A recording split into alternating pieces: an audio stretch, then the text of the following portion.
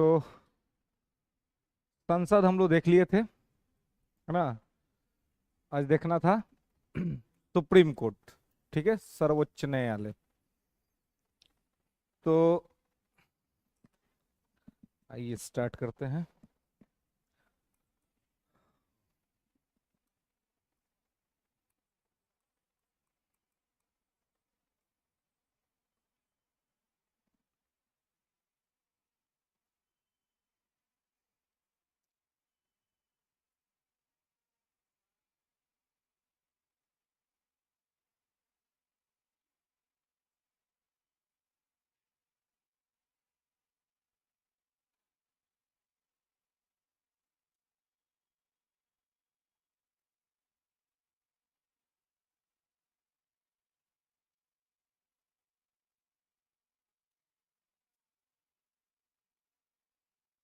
तुम इंस्टॉलमेंट में क्लास आता है जी? हाँ। अच्छा, वोट देने गया था। कहाँ वोट वोट था? कब कब कितने तारीख को था? 20 को ना था? आज 22 ना है? रुक जाओ। तब बिरयानी अपने खाया कि लेके आई वो किया है? तब मैंने बिरयानी खाने के लिए हम सीतामढ़ी जा रही जाता तो तुमको लेते ना चाहिए। एसी बोगी में बैठ के आता, फ्रिज में रखवा देता तो आराम से जाता। तो ये हो गया कि ना नौ मन तेल हो ना राधा रची हन। ना हम जाएंगे ना तुम्हें खिलाएगा। है? था तो तुमको लेके ना आता वहां से। सीतामढ़ी कौन मार दूर है? कौन कहता है ये बात? ये कौन अफवाह फैला कर रखा है जी समाज में? है? सर्वाहारी है बोल। कौन ये सब ये फैला कर रखा अफवाह, है ना। चलिए। लेकिन मेन मुद्दा है कि तुम 2 दिन गैप कर दिया कंटिन्यूसली। है? बकरीद में? कब है बकरीद? तो बकरीद में तो और सब मैटर होता है जी। हैं? चलिए आइए। तो सुप्रीम कोर्ट। सर साउंड बहुत कम है। चिल्ला के बोले? कितना आदमी चिल्ला के बोलता है? नहीं, लोग सोचा है कि भाई ऐसा ही आवाज पहुंचा दे। नहीं है। कितना आदमी फोन उठाएगा ना, तो इतना जोर से हेलो बोलेगा लगेगा कि उसको कोई कनेक्टिविटी का आवश्यकता नहीं है, अपने फोर्स से पहुंचा देगा आवाज। चलिए। सर्वोच्च न्यायालय।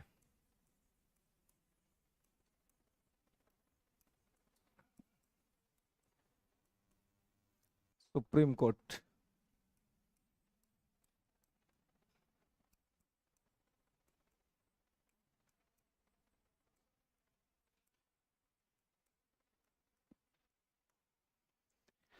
आइए। तो 124 से 147, सर्वोच्च न्यायालय, सुप्रीम कोर्ट।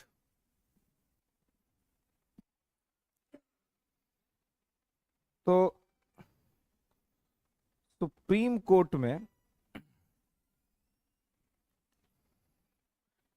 सीधे सुप्रीम कोर्ट पर बात करने से पहले थोड़ा हम लोग सुप्रीम कोर्ट के इतिहास के बारे में बात करेंगे कि हिस्ट्री क्या रही है सुप्रीम कोर्ट का। फिर आएंगे उसके आर्टिकल पे कि आर्टिकल क्या है कैसे, जिससे कि आपको सर्वोच्च न्यायालय का एक बेस क्लियर हो, है ना। भारत में न्यायिक व्यवस्था का जनक जो जुडिशियल सिस्टम है, तो न्यायिक व्यवस्था का जनक माना जाता है किसको? वारेन हेस्टिंग को। रीजन?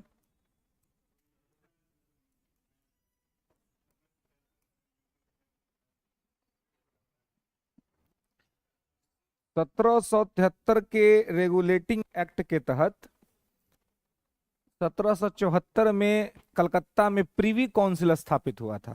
सुप्रीम कोर्ट नाम नहीं था उसका, का नाम था प्रीवी काउंसिल। और वही प्रीवी काउंसिल जो है वो उस समय का सबसे बड़ा कोर्ट था। और वो इसी के नेतृत्व में स्थापित हुआ। तो माना जाता है कि देश का सबसे बड़ा न्यायालय जो सबसे पहले स्थापित हुआ वो 1773 के रेगुलेटिंग एक्ट से 1774 में कलकत्ता में स्थापित हुआ, प्रिवी काउंसिल के नाम से। बाद में इसे सर्वोच्च न्यायालय के नाम से जाना जाने लगा। अब बाद में कब, हम लोग का जब सुप्रीम कोर्ट बना या 1935 का जो फेडरल कोर्ट बना था, तो उनके जो फीचर्स थे वो फीचर इसके फीचर से मैच कर रहा था। तो मैच जब करने लगा तब कहा जाने लगा कि privy council just like of supreme court, है ना, कि वो सर्वोच्च न्यायालय के जैसा ही है। ठीक है। तो भारत में न्यायिक व्यवस्था का जनक वारेन हेस्टिंग को माना जाता है। सिविल सेवा का जनक किसको माना जाता है जी? कर्नवालिस को। और स्थानीय स्वशासन का जनक रिपन को। गुड, है ना। न्यायपालिका न्याय के क्षेत्र में वारेन हेस्टिंग, सिविल सेवा क्षेत्र में कर्नवालिस और स्थानीय स्वशासन क्षेत्र में लॉर्ड रिपन। तो यहां पे आप देखेंगे कि वारेन हेस्टिंग को माना जाता है, और वारेन हेस्टिंग बंगाल का पहला गवर्नर जनरल भी था, है ना। और ये बंगाल का पहला गवर्नर जनरल भी था, और इसके साथ ही ये बंगाल का जो है वो लास्ट गवर्नर भी था, बिल्कुल, है ना। इसने कमीशन नियुक्त की थी, उसका नाम था अमीनी कमीशन, है ना। भूमि को मेजरमेंट कराने के लिए, भूमि का मेजरमेंट करने के लिए कमीशन नियुक्त किया था, अमीनी कमीशन। उससे लैंड रिफॉर्म में भी इसके योगदान को गिना जाता है कि इसने लैंड रिफॉर्म में भी बहुत सारे योगदान दिए थे। तो सुप्रीम कोर्ट की जब बात होती है तो उसमें बेस में जो बात होता है वो बेस में बात किया जाता है किसका? तो बेस में बात किया जाता है प्रिवी काउंसिल का। ठीक है, तो लिखेंगे थोड़ा सा।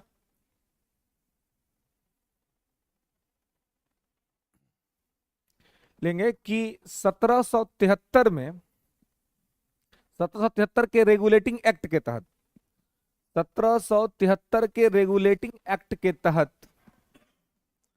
1774 में, 1774 में कलकत्ता में, कलकत्ता में, कलकत्ता में सर्वोच्च न्यायालय की स्थापना की गई थी। Under the regulating act 1773, under the regulating act 1773, supreme court establish in 1774 Calcutta.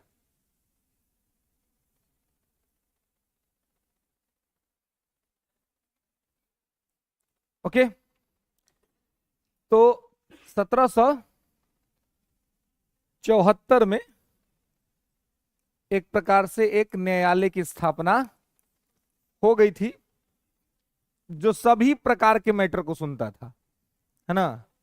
मतलब ये सिविल मैटर भी सुनता था और ये क्रिमिनल मैटर भी सुनता था, है ना। दीवानी और फौजदारी। अच्छा, हिस्ट्री के अंदर में सबसे पहले दीवानी और फौजदारी में अपराधों का वर्गीकरण किस सल्तनत ने किया था या किस वंश ने किया था? First of all Khilji. उससे बहुत पहले हो चुका था, एंशिएंट टाइम में ही हो चुका था।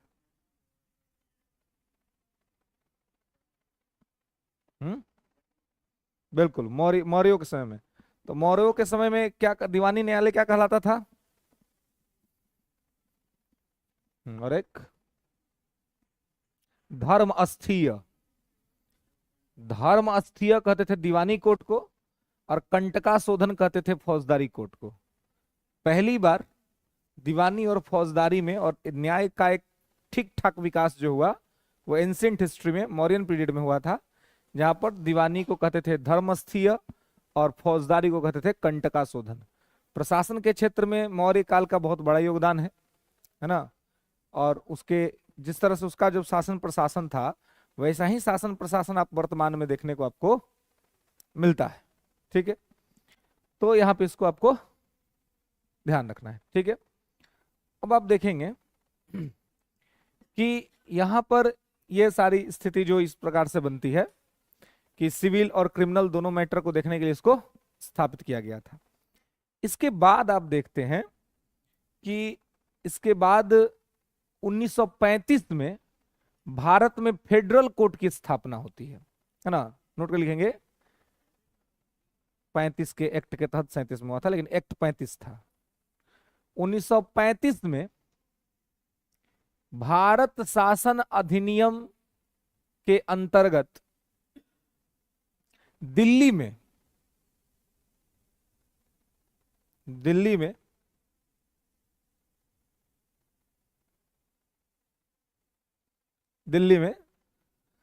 फेडरल कोर्ट की स्थापना की गई। Federal court established in 1935, federal court established in 1935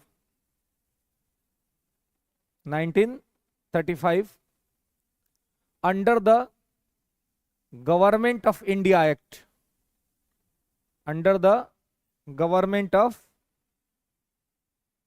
India Act, under the 35 लिखिए एक्ट के तहत। ठीक है, 35 के तहत, 1935 के तहत स्थापना हुई थी। ठीक है, और 1935 ही आपको, 1937 कहीं नहीं लिखना है ना, कहीं मानना है। 1937 में एक प्रोसेस हुआ केवल, बाकी डेट एक्चुअल माना जाता है 1935 ही। ठीक है, कि 1935 के अंदर में ही इसकी स्थापना कर दी गई थी एज अ फेडरल कोर्ट। ठीक है, फेडरल कोर्ट यानी कि संघीय न्यायालय। ठीक है, संघीय न्यायालय 1935 में स्थापित कर दी गई थी, और वो स्थापित किया गया था किसके तहत, तो भारत शासन अधिनियम 1935 के तहत। ठीक है, 37 तक में उसका विस्तार खींचा गया, इसलिए कुछ चुट भैया किताब लिख देते हैं 1937, लेकिन 1937 कभी भी आपको एग्जाम में गलती से भी नहीं लगाना है, आना बोलना है 1935। फेडरल कोर्ट कहीं आप देखेंगे 1935। ठीक है, तो 1935 में स्थापित हुआ था फेडरल कोर्ट, संघीय न्यायालय। ठीक है, अब ये 1935 में जो संघीय न्यायालय स्थापित हुआ, 1774 के सुप्रीम कोर्ट का उत्तराधिकारी था, सक्सेसर था, है ना। नोट कर लेंगे कि it was the successor of the federal court, it was successor of the supreme court establish in Calcutta 1774, established in Calcutta 1774 under the Regulating Act 1773। Okay, तो लिखेंगे कि संघीय न्यायालय 1773 के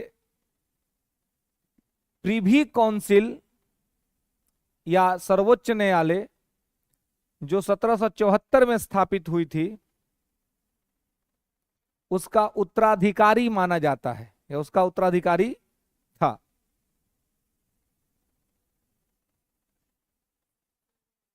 उसका उत्तराधिकारी था। ठीक है, 1773 में जो सर्वोच्च न्यायालय स्थापित हुआ था कलकत्ता में, उसका उत्तराधिकारी माना जाता है सर्वोच्च न्यायालय, ये संघीय न्यायालय को। ठीक है, तो उत्तराधिकारी बोले तो सक्सेसर, है ना। 1773 के तहत स्थापित कलकत्ता में सर्वोच्च न्यायालय का उत्तराधिकारी 1935 में स्थापित भारत फेडरल कोर्ट को माना जाता है। हम जितना बार बोलेंगे ना, अलग अलग लाइन बोलेंगे, अब मतलब वो एक ही रहेगा, समझ रहे हैं। अब आपको इतना तो समझ होना चाहिए कि आपको लाइन बना लेना है ना। अब रटा नहीं रहता है आदमी, जो रटा रहेगा ना उसके, देखिए पुलिस जब जांच करती है ना, तो जब पुलिस सब सवाल जवाब करती है, तो 3 को अपराधी है ना, तीनों को अलग अलग बैठाएगी और तीनों से जवाब पूछेगी। आज अब तीनों का जवाब मैच कर गया ना, बकही के अपराधी है। बोले कैसे? बोले कि जवाब याद करके आया है जवाब।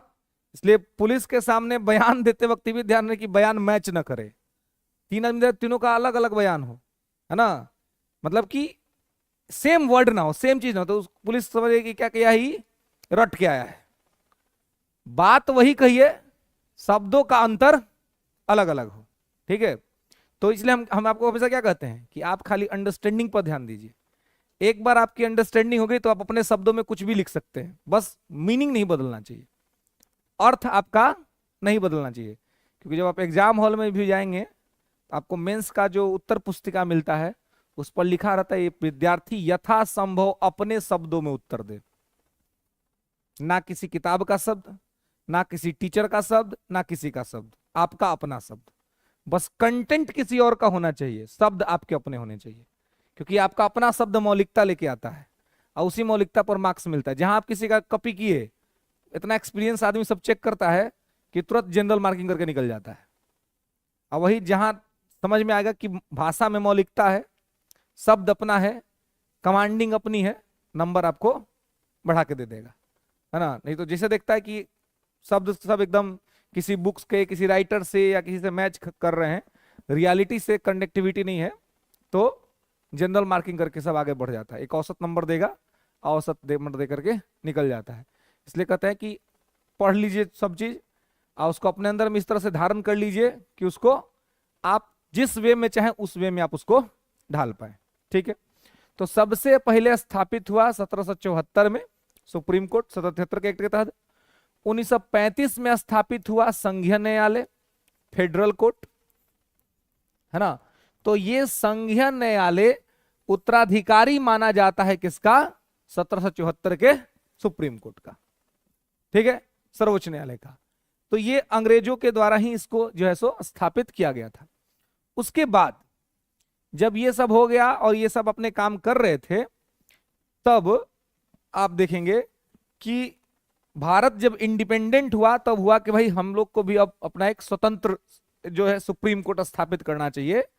तो वर्तमान का जो हमारा सुप्रीम कोर्ट है, इसकी स्थापना 28 जनवरी 1950 को दिल्ली में की गई थी, ठीक है।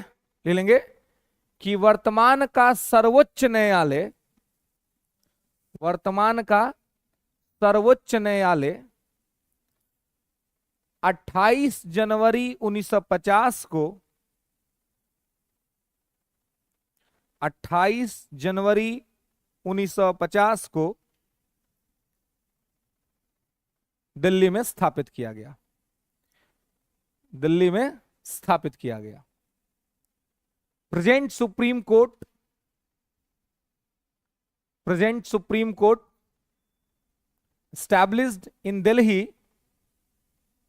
28 January 1950, 28 January 1950, ओके।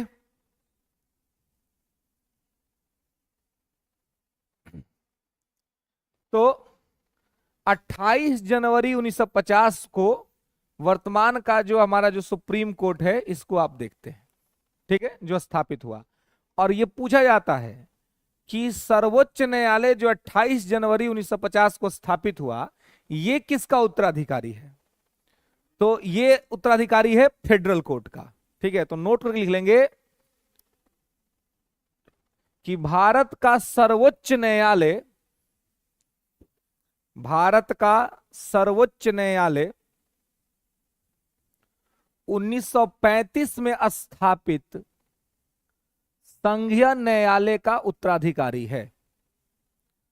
भारत का सर्वोच्च न्यायालय 1935 में स्थापित संघीय न्यायालय का उत्तराधिकारी है। Indian supreme court is the successor of the, is the successor of the federal court established in 1935।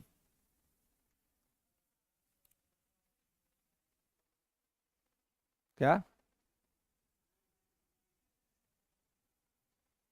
खुल के बोलो ना, क्या बोल रहे हो?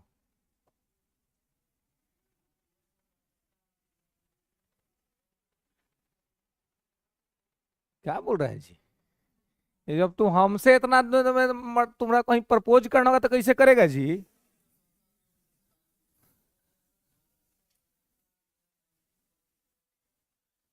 ये इतिहास में पूछना है, यहाँ नहीं। हाँ, यहाँ कौन है? यहाँ भी चर्चा की है 1947 का इंडिया इंडिपेंडेंस एक्ट 1947 का कोई चर्चा की है यहाँ पर? इसमें कोई इसका मैटर नहीं है। एक ही बार हम चर्चा कभी किए थे इसका, आपको कब? जब पॉलिटी का पहला क्लास स्टार्ट किए होंगे तब, तभी इसका काम पड़ता है हमको। मैंने पॉलिटी में, बाकी हिस्ट्री में तो हमेशा इसका काम रहता है। वहां पे ये बताने के लिए हमने किया था कि भारत डोमिनियन के तौर पे आजाद हुआ था, और इंडिया इंडिपेंडेंस एक्ट 1947 में लिखा हुआ था कि हम दो डोमिनियन स्वतंत्र कर रहे हैं, एक भारत और एक पाकिस्तान। और भारत की डोमिनियन की कैटेगरी 1950 में खत्म हुई, तो भारत 47 से 50 के बीच में डोमिनियन रहा था। ये फर्स्ट या सेकंड क्लास में मैंने आपको बताया होगा। ठीक है, बस इतना ही। बाकी तो जो इसका बहुत सारे इसके फीचर्स फीचर्स हैं, आजकल चर्चा में चल रहा है 1947 का गवर्नमेंट ऑफ इंडिया एक्ट का, ये इंडिया इंडिपेंडेंस एक्ट। रीजन है कि कुछ कुछ आदमी सब कह रहा है कि भारत 99 साल के लीज पर स्वतंत्र हुआ है ना? ये लिखा हुआ है government of India independence act 1947 में, है ना? तो बेवकूफ आदमी सब है ना, पढ़ा लिखा नहीं होगा इसलिए बोल रहा है, क्योंकि ऐसा कुछ नहीं है, एक्ट में ऐसा कुछ नहीं लिखा हुआ है ना? 99 साल का लीज यूज ऐसा ऐसा कोई भी बात नहीं लिखा हुआ है, लेकिन बोलने के लिए लोग बोलता है, ठीक है, कुछ कुछ आदमी सब, लेकिन ऐसा कुछ नहीं लिखा हुआ है। भारत ने जो आजादी प्राप्त की थी वो परमानेंट आजादी है हमारे पास, है ना? वो कहीं से भी ये नहीं है कि उसको हम लोगों को कोई ये कर सकता है, उसको छीन सकता है हमसे, है ना? और अब तो वैसे भी इंग्लैंड में इतनी हिम्मत नहीं बची कि वो हमसे छीन ले, है ना? अब तो इंग्लैंड से हम लोग बहुत आगे निकल चुके हैं, उसके कंट्रोल में नहीं है ना? एक टाइम पे वो हमें गुलाम बना के रखा था, आज उसके डेमोक्रेटिक कंट्री में हमारा आदमी प्राइम मिनिस्टर बनकर बैठा हुआ है ना? तो इसी को कहता है कि समय अपने आप को दोहराता है ना?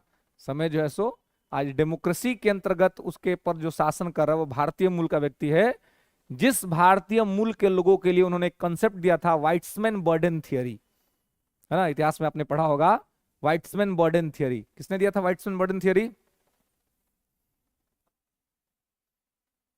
इसको हिंदी में कहते हैं श्वेत लोगों पर अश्वेत का बोझ, है ना? वाइट्समैन बर्डन थियरी। जो वाइट्समैन हैं, जो श्वेत लोग हैं, उन पर काले लोग जो हैं वो बर्डन है, भार है ना? ये थियरी थी लॉर्ड मैकाले की। जब वो शिक्षा को डेवलप कर रहा था इंडिया में, एजुकेशन को स्टैब्लिश कर रहा था, तब उसने कहा था, वाइट्समैन बर्डन थ्योरी दिया था कि सब जो है सो हम लोग पर बोझ है, हम लोग को सबको ठीक करना है ना? वो अपने आप को हम लोग को ठीक करने के लिए आया था, और उसको पता नहीं है कि हमारा एंशिएंट हिस्ट्री में हम लोग का जब अस्तित्व था तब इसको कोई पूछता भी नहीं था, इसका कोई औकात था ब्रिटेन का? हम लोग का जो इंडस वैली सिविलाइजेशन 2500 1750 BC, पता होता है यूरोप का कि कहाँ है, कहाँ रहता है? पता नहीं है इसके बारे में किसी को। इंडस वैली के कंटेम्पररी 3 ही सिविलाइजेशन थे, है ना? वांगहो की सिविलाइजेशन, दजला फरात सिविलाइजेशन और नील सिविलाइजेशन, जिसमें से वांगहो और दजला फरात एशिया में है, नील जो है वो अफ्रीका में है, यूरोप तो दिख ही नहीं रहा है कहीं। और इसी ब्रिटेन का एक राइटर है एल बैसम। एल बैसम की एक बुक आती है the wonder that was India, English medium में आती है, अब सुन रहे हैं कि हिंदी में भी आना शुरू हो गया है शायद। The wonder that was India, जिसमें भारत के आर्ट के बारे में लिखा जाता है। और उस किताब में एल बैसम लिखता है कि भारत का आज से 5000 वर्ष पूर्व जो ड्रेनेज सिस्टम था, जो जल निकासी व्यवस्था थी, वो वर्तमान में आज कहीं देखने को नहीं मिलता है। आज से 5000 वर्ष पूर्व हमारे यहाँ स्मार्ट सिटी था, आज हम लोग क्या स्मार्ट सिटी बनाएंगे? और वैसा वर्ल्ड में कहीं आज भी एग्जिस्ट नहीं करता है। फिर वो कहता है कि अगर थोड़ा बहुत तुलना करें तो उसकी तुलना लंदन स्ट्रीट से कर सकते हैं। लंदन का जो ड्रेनेज सिस्टम है उससे थोड़ा बहुत तुलना कर सकते हैं, वो भी पूरा नहीं। तो ये हमारा इतिहास था, ये हमारी हिस्ट्री थी। वो तो धीरे धीरे करके हमारा डिक्लेन हो गया। यूरोप का सबसे पहला हिस्ट्री जो चर्चा में आता है वो 1000 बीसी में आता है रोमन इंपेरर का। और रोमन इंपेरर के टाइम पे इंडस वैली के बाद तो हम लोग उत्तर वैदिक काल भी क्रॉस कर गए थे। उत्तर वैदिक काल के टाइम में 1500 बीसी से 1000 बीसी वो हम लोग कंप्लीट कर गए। सॉरी, ऋग वैदिक काल, अर्ली वैदिक एज, है ना। तो अर्ली वैदिक एज हम लोग क्रॉस कर गए थे, तब वो यूरोप का आता पता नहीं था कि यूरोप कहां सो रहा है। यूरोप का नींद खुला 1000 बीसी में, और वो यूरोप कहता है कि हम थोड़ा से आगे हैं, है ना। आगे हैं ठीक है, लेकिन पिता पिता होते हैं, है ना। तो पिता तो भारते हैं ना। वो अलग बात है कि बूढ़ा हो गया, इतनी बीच में दिक्कत हो गया, समस्या हो गई, तो सभा के शासन कर लिया, है ना। लेकिन अब फिर अब जब जिस स्थिति में भारत धीरे धीरे अपने आप को एस्टैब्लिश कर रहा है, वैसे में अब थोड़ा ना, अगर मान लीजिए कि 99 साल का लीजो रहता, मान लीजिए, हालांकि ऐसा कुछ भी है नहीं, it's not a historical fact, ऐसा नहीं है, लेकिन मान लेते हैं एक टाइम के लिए, तो ऐसी अब स्थिति ही नहीं है ब्रिटेन की कि वो आके भारत से कह पाए कि भाई हमको जो है सब टाइम धीरे धीरे हो रहा है ना। है नहीं उनके पास। एक टाइम था ब्रिटेन का, वर्ल्ड हिस्ट्री में कहा था कि उसके यहां कभी सनसेट नहीं होता है, कभी भी उसका सूर्यास्त नहीं होता था। सूर्यास्त नहीं होता था मतलब कि वो इतना ज्यादा पावरफुल था कि सब लोग उसके कॉलोनी में थे। लेकिन यही कहा जाता है कि ये भी एक नियम है कि जिसका उदय हुआ है उसका अस्त स्वाभाविक है, वो होगा ही होगा। तो ब्रिटेन का एक टाइम था जब उसका उदय था, और एक समय आया जब उसका अस्त हो गया। जिस अमेरिका को ब्रिटेन ने गुलाम बना करके रखा, आज वही अमेरिका ब्रिटेन को बताता है कि तुमको क्या करना और क्या नहीं करना है। ब्रिटेन की विदेश नीति में हाल वही है। एक हिंदी सिनेमा की एक मूवी थी, आपने देखा होगा, बंधन, सलमान खान की मूवी थी। हाँ, जो जीजा जी कहेंगे राजू वही करेगा। तो जीजा जी था उसमें जैकी श्रॉफ ना, आई था साला, तो ये अपना यह कहता था। आज वही स्थिति वर्ल्ड पॉलिटिक्स में ब्रिटेन की है कि जो अमेरिका जी कहेंगे वही ब्रिटेन जी करेंगे, है ना। तो और यही ब्रिटेन जी हैं जो अमेरिका को भी गुलाम बना कर रखे थे या भारतों को गुलाम बना कर रखे थे। तो समय अपने आप को बदलते रहता है ना, टाइम अपने आप को। और ये सब घटना तो हम लोग देख रहे हैं, सामने से देख रहे हैं, पढ़ रहे हैं, है ना। ये कोई बहुत पुरानी बातें तो है नहीं, ये तो समय का। तो मतलब इस चीज को फिर, ये थियरी जो है कि टाइम अपने आप को एक जैसा हमेशा नहीं रखता है, ये थियरी सिद्ध हो जाती है ना। हाँ बिल्कुल। चलिए, तो यहां पर एक आपको ध्यान रखना है कि सुप्रीम कोर्ट के में सबसे पहले प्रिवी काउंसिल 1773 के रेगुलेटिंग एक्ट से 1774 में, उसके बाद 1935 का भारत शासन अधिनियम के अंतर्गत संघीय न्यायालय, अब फिर 28 जनवरी 1950 को सुप्रीम कोर्ट। ठीक है, तो सुप्रीम कोर्ट को यहां पे स्थापित किया गया। ठीक है, लिखेंगे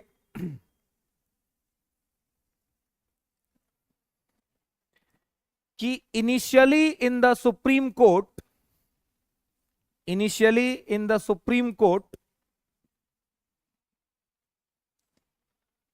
जजेस नंबर ऑफ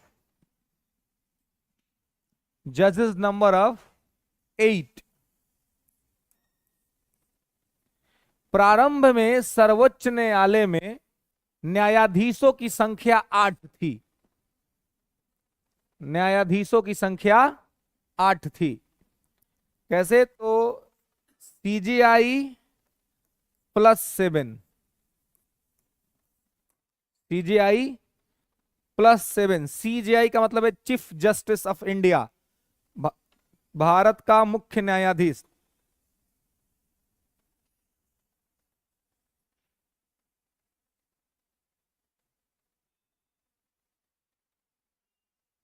ओके, ठीक है। तो सीजीआई +7, तो ये इनिशियली, तो टोटल कितना हो गया? 8 हो गया। एगो मुख्य न्यायाधीश और 7 अन्य न्यायाधीश, टोटल 8 न्यायाधीश। तो टोटल जो थे वो 8 गो जज सब थे, है ना। कितना जज था? 8 गो इनिशियली।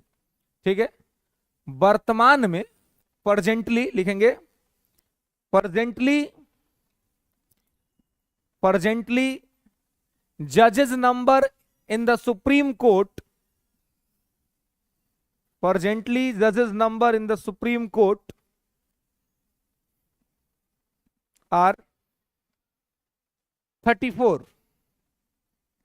ठीक है, वर्तमान में सर्वोच्च न्यायालय में न्यायाधीशों की कुल संख्या 34 है। ठीक है, प्रेजेंटली 34, तो CJI plus 33, CJI plus 33। Okay, फिर नोट करके लिखेंगे, Hiralal J Kania was the, Hiralal J Kania was the first chief justice of the India. Hiralal J Kania was the first chief justice of the India. Bharat के पहले मुख्य न्यायाधीश हीरालाल जे कानिया थे। भारत के पहले मुख्य न्यायाधीश हीरालाल जे कानिया थे। Okay, and presently chief justice of the supreme court, and presently chief justice of the supreme court DY Chandrachud. अब वर्तमान में भारत के सर्वोच्च न्यायालय के मुख्य न्यायाधीश डीवाई चंद्रचूड़ हैं, डीवाई चंद्रचूड़ हैं। ठीक है, वर्तमान में डीवाई चंद्रचूड़ बहुत जबरदस्त आदमी जी।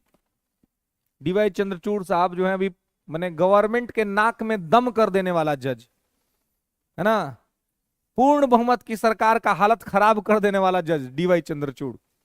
एसबीआई को ऐसा लताड़ लगाया कि सुधर गया एसबीआई। एसबीआई को जज साहब ने कहा कि यार इलेक्ट्रोल बॉन्ड का डाटा दो लाके, तो कहता है कि सुनिए ना सर 2-3 महीना का टाइम लगेगा तनी। तो जज साहब अपने तेज बोले, पगला हमरा पढ़ाने आया है तुम? 4 जून को तो तुम्हारा वोट का काउंटिंग है, आज तुम 2 महीना का टाइम मांग रहा है, मतलब कि सब टाइम वहां निकल जाएगा। हम चाहते हैं कि चुनाव से पहले सबको मालूम चल जाए, आज तुम कह रहे कि 2-3 महीना बाद। तो बोले कि 3 दिन में हमको चाहिए। तुम कैसे देगा ये तुम जानो, हम नहीं जानते हैं, है ना। बस तुरंत निकाल दिया, सब दे दिया, इलाज कर दिए। तो ये तो है भाई कोर्ट का, कि कोर्ट अगर चाह देगा कि हमको ये काम करा लेना है तो करा लेगा। असम के 2 जिला में, अभी तो पूरा असम में एनआरसी हो ही नहीं पाया, लेकिन 2 जिला में बहुत करना अनिवार्य था। मनमोहन सिंह के टाइम में जब कराने गया सब लोग तो दंगा उंगा हो गया। 2015 में असम के 2 जिला में एनआरसी हो गया, कानो कान किसी को पता नहीं चला। किसने कराया? सुप्रीम कोर्ट ने कराया। सुप्रीम कोर्ट के नेतृत्व में हुआ, कहीं कोई हंगामा नहीं, कुछ भी नहीं, पूरा शासन प्रशासन सुप्रीम कोर्ट के कंट्रोल में काम किया। तो सुप्रीम कोर्ट में अगर चाह दे सुप्रीम कोर्ट तो बहुत सारा चीज कर सकता है। लेकिन हाँ, अब चाह देने के बाद एक दिक्कत ये भी है कि भारत में वही सुप्रीम कोर्ट का शासन नहीं ना है। तो मान लीजिए कहने सुनने में ठीक है, लेकिन अगर ऐसे होने लगेगा कि सुप्रीम कोर्ट सारा काम करने लगे तो फिर संविधान का जो आधार है सेपरेशन ऑफ पावर, शक्ति का पृथक्करण, उसका तो वायलेशन हो जाएगा। तो इस चीज का भी ध्यान रखना चाहिए। अभी एगो जबरदस्त मुद्दा जो है वो माने एगो पिटीशन है, वो सुप्रीम कोर्ट में आया हुआ है। अगर डीवाई चंद्रचूड़ साहब उस पर फैसला सुना दिए और अगर फाइनल हो गया, इलेक्शन कमीशन के संबंध में है कि इलेक्शन कमीशन में जो सीईसी होते हैं, चीफ इलेक्शन कमिश्नर, मुख्य निर्वाचन आयुक्त, इनके नियुक्ति के संबंध में पिटीशन आया हुआ है। वर्तमान में सीईसी जो अपॉइंट होते हैं, तो सीईसी को अपॉइंट करने में प्राइम मिनिस्टर जिसको कह देते हैं, राष्ट्रपति उसको अपॉइंट कर देते हैं, यही प्रक्रिया है। तो सीनियर आईएएस ऑफिसर ही बनते हैं सामान्य तौर पे, तो जो बहुत अनुभवी लोग हैं उनको बना दिया जाता है। तो इसमें विपक्ष एक प्रकार का आरोप लगाता है और सब लोगों को इलेक्शन कमीशन को लेकर के भी निष्पक्षता को लेकर के एक संदेह रहता है कि प्रधानमंत्री के सिफारिश में तो बन रहे हैं। तो हाँ, तो यही सिस्टम चल रहा था, लेकिन अब बहुत सारा चीज पर तो अब क्वेश्चन मार्क हो रहा है ना। तो समय के साथ जो क्वेश्चन मार्क हो रहा है कि भी निष्पक्षता पर सवाल खड़ा हो रहा है कि निष्पक्ष है कि नहीं। तो हाँ, लेकिन अभी फिर पिटीशन आया है।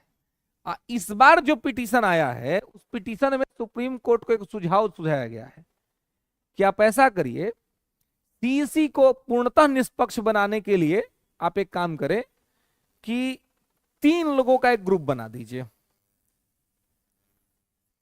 प्राइम मिनिस्टर हो, लीडर ऑफ अपोजिशन हो और सुप्रीम कोर्ट के चीफ जस्टिस हो। तो ये 3 लोग हो, ये 3 लोग मिल करके डिसाइड करें कि कौन बनेगा। और इसमें से अब आप देखिए कि ये दोनों तो कभी एक होगा ही नहीं। प्रधानमंत्री, लीडर ऑफ अपोजिशन एक होगा, कभी हो ही नहीं सकता। सिक्का का 2 पहलू है, हेड और टेल, सेम आ ही नहीं सकता है कभी, है ना। तो अब मुख्य न्यायाधीश की भूमिका बहुत बड़ी हो जाएगी, क्योंकि 3 लोग होंगे तो बहुमत 2 पर होगा। तो 2 आदमी जिसका नाम अप्रूव कर देंगे वो बन जाएगा सीईसी। तो अब है कि इस संबंध में विचार तो बहुत पहले से हो रहा है, लेकिन अभी तक आदेश कहां आया कि इसको एग्जीक्यूट कर दीजिए। अब यदि डीवाई चंद्रचूड़ साहब इस पर एक्शन ले लेते हैं और उनकी बेंच यदि इसको डिक्लेयर कर देती है और वो कह देते हैं कि भाई इस प्रक्रिया में होगा, इस प्रक्रिया से करना होगा, तो संभव है कि सत्ता में चाहे जो भी रहे उनके लिए थोड़ा एक चुनौतीपूर्ण ये हो जाएगा। लेकिन ये एक प्रकार से तो आप देखें तो आपको ये निर्णय ठीक लगेगा कि चलिए निष्पक्षता और ज्यादा लगेगी, है ना, कि भाई ऐसे तो प्रधानमंत्री उन्हीं को मान लीजिए बना देंगे, जो उनके प्रिय अधिकारी होंगे उनको बना देंगे, या पहले से भी लोग बनाते आ रहे हैं। तो ये जब आरोप लग रहा है, जब सुप्रीम कोर्ट के जज साहब रहेंगे तो संभव है कि एक मतलब मध्यस्थ टाइप का आदमी, मीडिएटर टाइप का आदमी ही बनेगा, फेवरेट आदमी नहीं बनेगा। तो फेवरेट आदमी नहीं बनेगा तो ज्यादा निष्पक्षता से काम कर पाएगा। तो ये प्रक्रिया तो ठीक है कि मतलब इसको अगर सतही तौर पे देखें तो ठीक है, लेकिन इस पे अगर प्रश्न आ जाए, ये इस पर एक कंट्राडिक्शन आ जाए कि भाई किसी को अपॉइंट करने का काम तो एग्जीक्यूटिव का है और प्रधानमंत्री एग्जीक्यूटिव का पार्ट है, तो इस नाते तो उसका अधिकार बनता है कि वो नियुक्ति वही करे, और देश ने उसको बहुमत दिया है तभी वो सरकार चला रहा है, तो उसके पास अधिकार भी है, संवैधानिक दायित्व को पूरा कर रहा है। अगर इस कार्य में भी जज साहब आ जाएंगे तो जज साहब का काम तो न्याय करना ना है, नियुक्ति करना थोड़ी ना है। क्यों नियुक्ति करेंगे? एक तो ऑलरेडी पहले से हम लोग कॉलेजियम झेल रहे हैं, जिस कॉलेजियम के माध्यम से सुप्रीम कोर्ट के जज स्वयं सुप्रीम कोर्ट में नियुक्ति के लिए सिफारिश भेजते हैं। और ये भारत विश्व का अलौकिक पारलौकिक ऐसा देश है जहां पर जुडिशियल सुपरमेसी नहीं होते हुए भी जुडिशरी स्वयं जुडिशरी में अपॉइंटमेंट करती है। अमेरिका जैसा देश जहां पर जुडिशियल सुपरमेसी है, वहां पर भी जुडिशरी में अपॉइंटमेंट नहीं करती है, एग्जीक्यूटिव ही जुडिशरी में अपॉइंटमेंट करती है। लेकिन एकमात्र देश है हमारा देश भारत जहां पर न्यायाधीश स्वयं न्यायाधीश की नियुक्ति करते हैं। और इसी वजह से न्यायपालिका पर एक आरोप लगता है कि जिस प्रकार से पॉलिटिक्स में भाई भतीजावाद है, नेपोटिज्म है, वैसा ही कुछ नेपोटिज्म जुडिशरी के अंदर में भी है। जिस नेपोटिज्म की चर्चा बॉलीवुड में होती है, वैसा नेपोटिज्म पॉलिटिक्स में और जुडिशरी में भी है। अब दिक्कत यह है कि हम बॉलीवुड के लोगों को हम जानते हैं बहुत अच्छे से, नेताजी लोग को हम लोग जानते हैं अच्छे से, हमें पता है कि लालू जी के परिवार के लोग क्या कर रहे हैं। स्वर्गीय रामविलास पासवान जी जो कि नहीं है, तो भाई उनके सुपुत्र क्या कर रहे हैं, है ना। नेताजी उत्तर प्रदेश से, वो नहीं है तो उनके सुपुत्र क्या कर, ये लोग पब्लिक लाइफ में है। तो पब्लिक लाइफ में होने के वजह से हम इनको जान रहे हैं कि इनके जो पुत्र हैं या जो पुत्रियां हैं वो क्या कर रहे हैं। लेकिन हमें नहीं पता है कि पटना हाईकोर्ट के जज साहब के जो सुपुत्र हैं या जो सुपुत्री हैं या जो इनके फैमिली मेंबर्स हैं वो क्या कर रहे हैं। हमें नहीं पता कि सुप्रीम कोर्ट में जो 33 जज 34 जज हैं इनकी फैमिली बैकग्राउंड क्या है, क्योंकि इनका लाइफ पब्लिक लाइफ नहीं है। लेकिन अगर आप देखिएगा तो आप पाइएगा ऐसा कि बहुसंख्यक न्यायाधीश वही हैं जिनके परिवार के लोग पहले से जज रह चुके हैं। इवन वर्तमान के चीफ जस्टिस ऑफ इंडिया के पिताजी भी भारत के चीफ जस्टिस रह चुके हैं।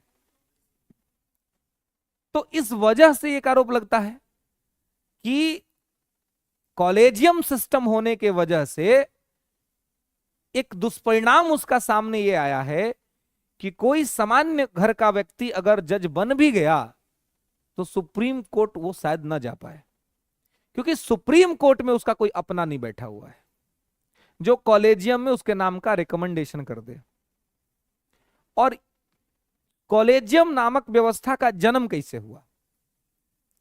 ये कॉलेजियम को जब खत्म करने की बात होती है तो सुप्रीम कोर्ट इसको खत्म भी नहीं करता है।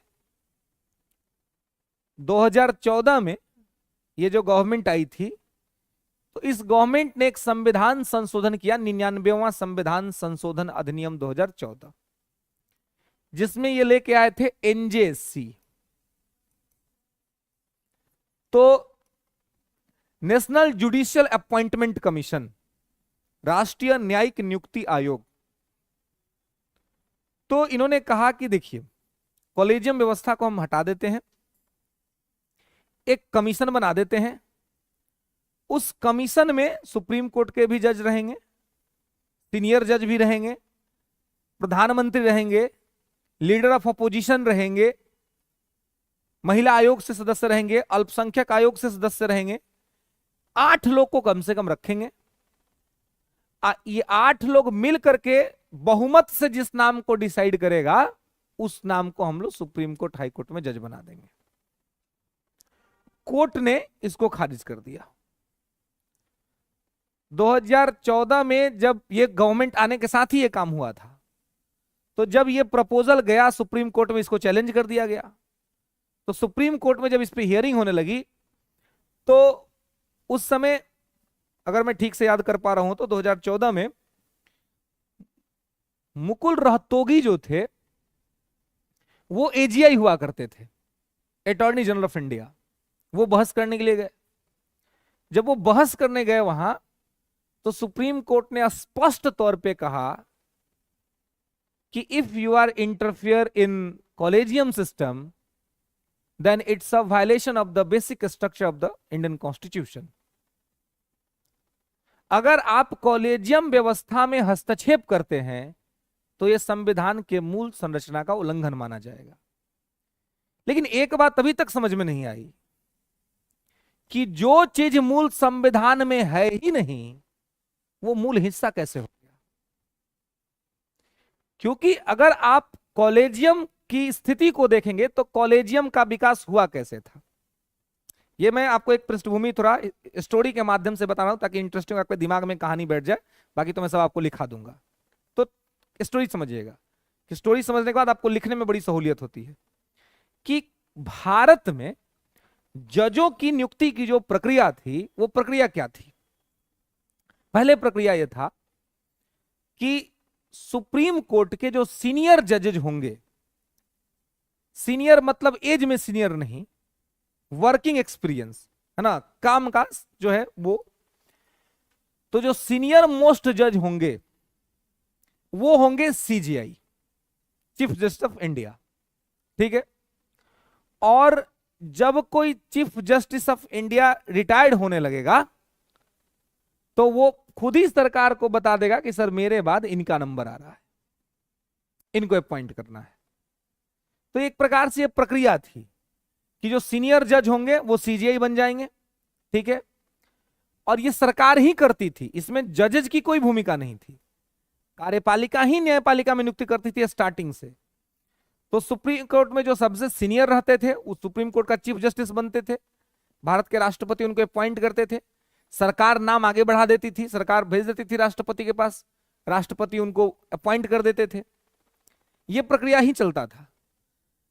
और अदर जजेस जो हैं वो अदर हाई कोर्ट से चुन करके आते थे, जो योग्यता निर्धारित की गई उस योग्यता के आधार पर कि भारत का नागरिक होना चाहिए, किसी हाई कोर्ट में 10 साल वकालत होना चाहिए, या 5 साल तक न्यायाधीश होना चाहिए, या राष्ट्रपति के नजर में विधि का जानकार होना चाहिए। तो इस क्वालिटी के बेस पर बाकी जजेज चुने जाते थे। इन जजेज में जो सबसे ज्यादा सीनियर रहते थे वो सीजीआई बन जाते थे। यही प्रक्रिया चल रही थी। ये प्रक्रिया लगातार चलते रही। लेकिन 1973 में madam prime minister Shrimati Indira Gandhi, madam prime minister ने इस चल रही व्यवस्था में एक हस्तक्षेप कर दिया। हस्तक्षेप क्या कर दिया? तो जब 24 अप्रैल 1973 को केशवानंद भारती केस का फैसला आया, तो केशवानंद भारती केस में अभी तक का सबसे बड़ा जुडिशियल बेंच 13 जजों का बेंच था। तो जब कोई संवैधानिक फीट बनती है, तो जब फैसला पढ़ा जाता है, तो जो दो ग्रुप बट जाता है फैसले को लेकर के, तो दोनों ग्रुप अपना फैसला पढ़ते हैं। माना उनका फैसला जाता है जिनका फैसले के साथ बहुमत हो। तो 13 जजों के बेंच में, जिसमें 13 जज थे, उसमें उसका 7-6 से बंटवारा हो गया। 7 जज एक पक्ष में हो गए और 6 जज एक पक्ष में हो गए। और मूल संरचना का कंसेप्ट इसी मैटर में आया। इसी में सुप्रीम कोर्ट ने कहा कि पार्लियामेंट के पास यह शक्ति है कि पार्लियामेंट संविधान में संशोधन करे, लेकिन मूल संरचना का ख्याल रखते हुए, बेसिक स्ट्रक्चर का ख्याल रखते हुए, बेसिक स्ट्रक्चर को इंटरप्ट करने वाला काम आप नहीं कर सकते हैं। मैडम प्राइम मिनिस्टर चाहती ही नहीं थी कि किसी भी स्थिति में उनका हाथ बांधा जाए। एक प्रकार से यह कह देना कि आप संशोधन करिए, लेकिन मूल संरचना आप नहीं बदल सकते हैं। यह क्या हुआ? ये मतलब क्या हुआ? आपका हाथ बांध दिया गया। बेसिक स्ट्रक्चर आप चेंज नहीं कर सकते, आप सब कुछ चेंज कर दीजिए। बेसिक स्ट्रक्चर का मतलब था कि कुछ ऐसी चीजों, संविधान के मूल तत्व हैं, उसकी आत्मा है, जैसे कि भारत का पंथनिरपेक्षता का कैरेक्टर, भारत की सॉवरेनिटी का कैरेक्टर, भारत का लोकतंत्र का कैरेक्टर, है ना, सेपरेशन ऑफ पावर का जो कैरेक्टर है, ये सब क्या है? बेसिक है। हालांकि सुप्रीम कोर्ट ने आज तक ये एक लिस्ट नहीं दिया है कि ये चीज जो है वो बेसिक स्ट्रक्चर में आएगा, आज तक नहीं दिया जी। लेकिन वो कहती है कि हम जो है समय समय के हिसाब से जैसे जैसे मामले आएंगे हम ये करेंगे। तो इसमें तो यही होता है कि बहुत बार इस कंसेप्ट के माध्यम से, इसमें कहीं कोई दो राय नहीं है कि इस कंसेप्ट के माध्यम से सर्वोच्च न्यायालय ने भारतीय संविधान की अक्षुण्णता को, भारतीय संविधान की शुद्धता और पवित्रता को बचाया है। इसमें कोई दो राय नहीं है, क्योंकि बहुत सारी ऐसी सरकारें आई जो संविधान को बदलने की कोशिश की, लेकिन सुप्रीम कोर्ट अपने इस स्टैंड से पे खड़ा रहा और संविधान का रक्षा किया। इसमें कोई दो राय नहीं है।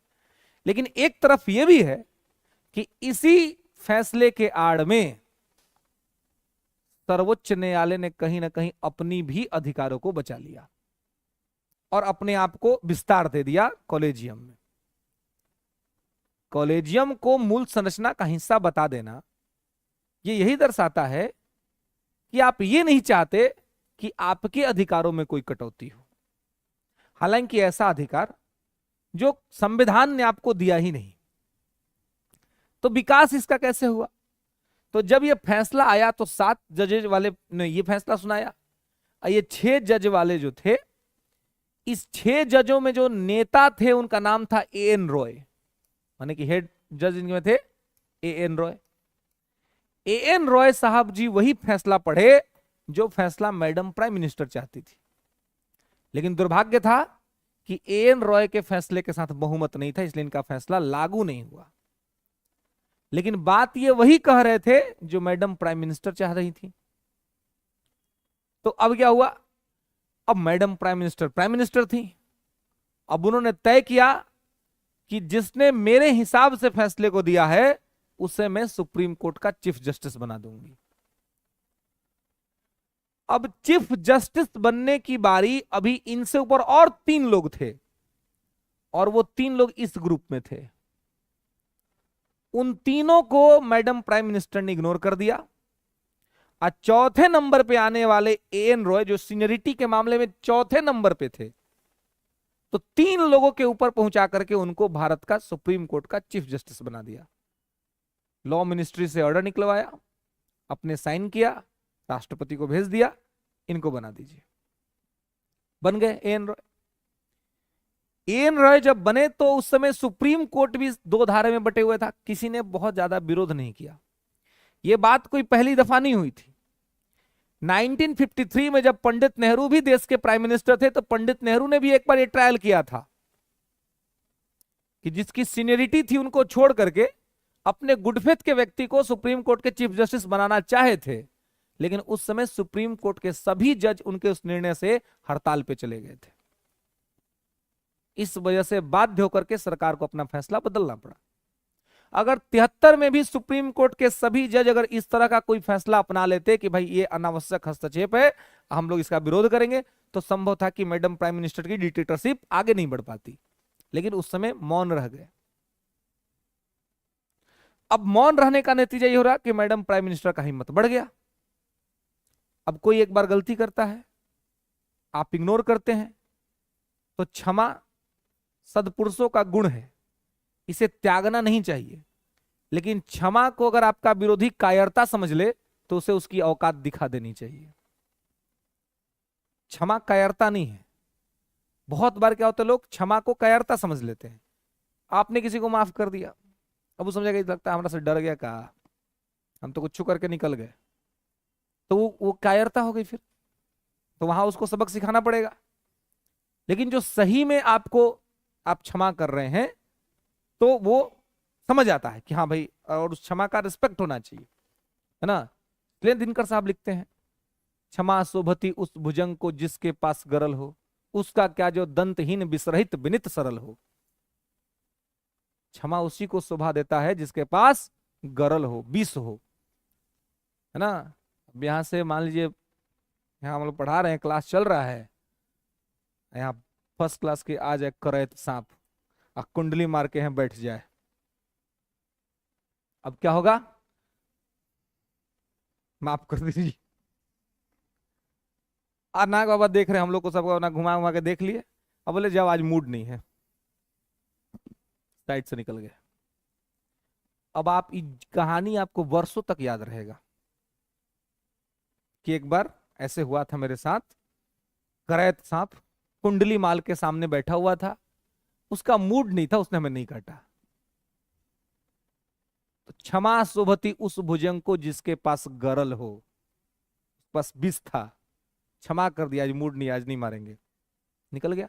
तो आप जीवन भर, अब उसका क्षमा आपको हमेशा याद रहेगा, क्यों? उसके पास विष था। उसका क्या जो दंतहीन विसरहित विनित सरल हो। अब आ जाए यहां धामिन सांप, आ जाए बभना, वो पगला के दंत में नहीं होता है काटने वाला, और वो आके कुंडली मार के बैठ जाए, आप कहें क्या बात है, जाओ साइड से, वो कहे कि नहीं हम तो काट लेंगे, तब परवाह नहीं, बैठ लो, काट लो, मन है तो काट लो, क्या दिक्कत है। तो अगर वो कहे कि हम आपको क्षमा कर रहे हैं तो उसका कोई मतलब है जी? कोई मतलब नहीं है, उसके पास विषय नहीं है। तो क्षमा उसी व्यक्ति को शोभा देता है, और उस व्यक्ति को क्षमा का गुण त्यागना भी नहीं चाहिए जिसके पास विष हो, माने जिसके पास शक्ति हो, पावर हो, जो किसी का कुछ बिगाड़ सकता हो। अब कोई रिवॉल्वर लोडेड आदमी है ना, आप उसको दे के करे तुमको हम औकात में दिला देंगे एक दिन, कि भाई थोड़ा पास कुछ नहीं है, वो लोडेड घूम रहा है, मूड बिगड़ा, निकाल के दाग दिया तो मैटर खत्म हो जाएगा। अब तुम उसको कह रहे, चले वो कह रहा है कि यार आज मूड नहीं है कोई, तुमको जितना हमको अशुभ मतलब अनर्गल बोलना है, गलत शब्द बोलना है, हमको बोल लो, मेरा मूड ही नहीं, हम तो झगड़ा ही नहीं करना चाहते हैं आज। तो उसका बड़प्पन है कि उसके पास होते हुए भी, साधन होते हुए भी उसका वो दुरुपयोग नहीं कर रहा है ना। लेकिन हाँ, अगर बहुत बार स्थिति बहुत गंभीर हो जाती है और ऐसी स्थिति में बहुत बार लोग प्रयोग कर देते हैं, तो उसका गलत परिणाम सामने आ जाता है, जो कि नहीं करना चाहिए। यहां पर वही चीज है कि अगर रोक दिया गया होता तो संभव था कि आगे नहीं होता रिपीट ऐसा कुछ भी। एन रॉय बन गए और एन रॉय ने अपना कंप्लीट किया फेज, कोई कुछ नहीं बोला। फिर मैडम प्राइम मिनिस्टर ने यही गलती 1977 के प्रारंभिक वर्षों में दोहरा दिया कि फिर इन्होंने अपने फेवरेट व्यक्ति एमयू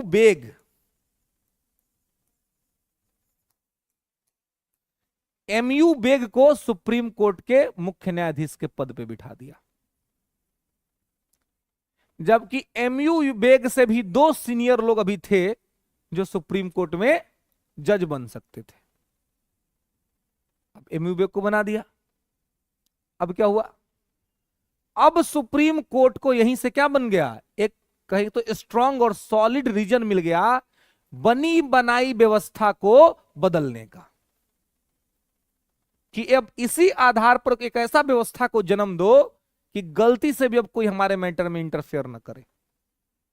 जैसे किसी कोई आदमी गलती कर रहा है, आप इग्नोर कर दिए, फिर कर दिया, तब आपके मन में अब आ गया कि भाई अब कुछ ऐसा करना है कि इनका अधिकार खत्म कर दे, साफ राइट ही खत्म कर दे। तभी देखा लोग कि भाई आखिर ये प्राइम मिनिस्टर ऐसा कर कैसे रही हैं, क्योंकि संविधान में क्या लिखा हुआ था कि सलाह पर नियुक्ति होगी, यानी सुप्रीम कोर्ट का जज जो है चीफ जस्टिस वो सलाह देंगे, उनके सलाह पर नियुक्ति होगी। लेकिन संविधान में कहीं पर भी यह नहीं लिखा हुआ था कि सलाह बाध्यकारी है, यह कहीं नहीं लिखा हुआ था कि, तो इसलिए सुप्रीम कोर्ट के जज का उस समय तक जो सलाह है वो बाध्यकारी ही नहीं था, तो इनको जिसको मन करता था उसको बना देती थी। अब इसी बार अब उसको मौका मिल गया कोर्ट को यह बात कहने का कि कार्यपालिका न्यायपालिका के आंतरिक मामलों में अनावश्यक हस्तक्षेप कर रही है और इस अनावश्यक हस्तक्षेप के कारण न्यायपालिका के न्याय निर्णय प्रभावित हो सकते हैं। इसलिए हम चाहते हैं कि एक ऐसी व्यवस्था डेवलप की जाए जिससे कि कार्यपालिका का न्यायपालिका में हस्तक्षेप कम किया जा सके। अब इसी आधार पर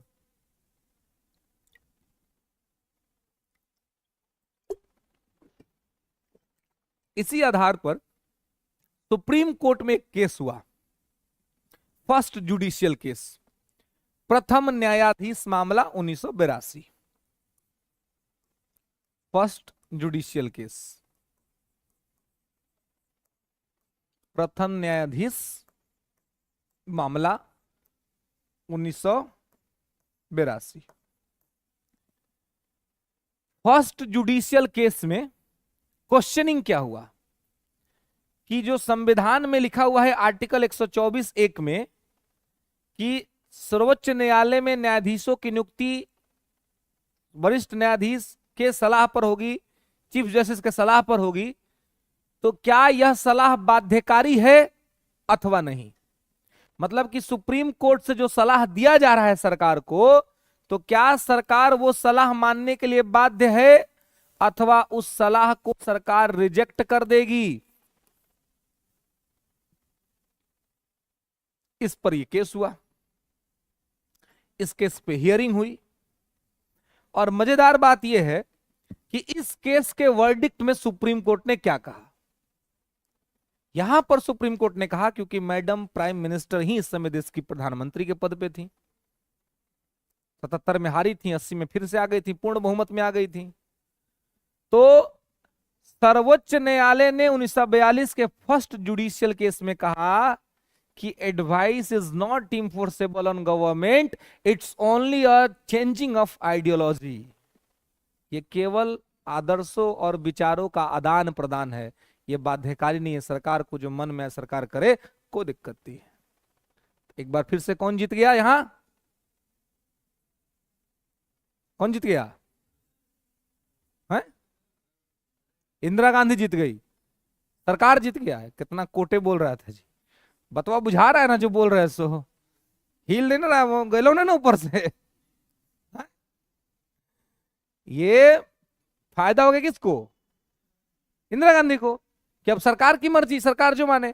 कोर्ट ने यहां पर कहा कि सलाह केवल विचारों का आदान प्रदान है, विचारों का आदान प्रदान है ना, मानना बाध्यकारी नहीं है। मतलब सुप्रीम कोर्ट जो सलाह दे रही है सरकार को, सरकार पर ये इंफोर्सेबल नहीं है, सरकार पर ये बाध्यकारी नहीं है।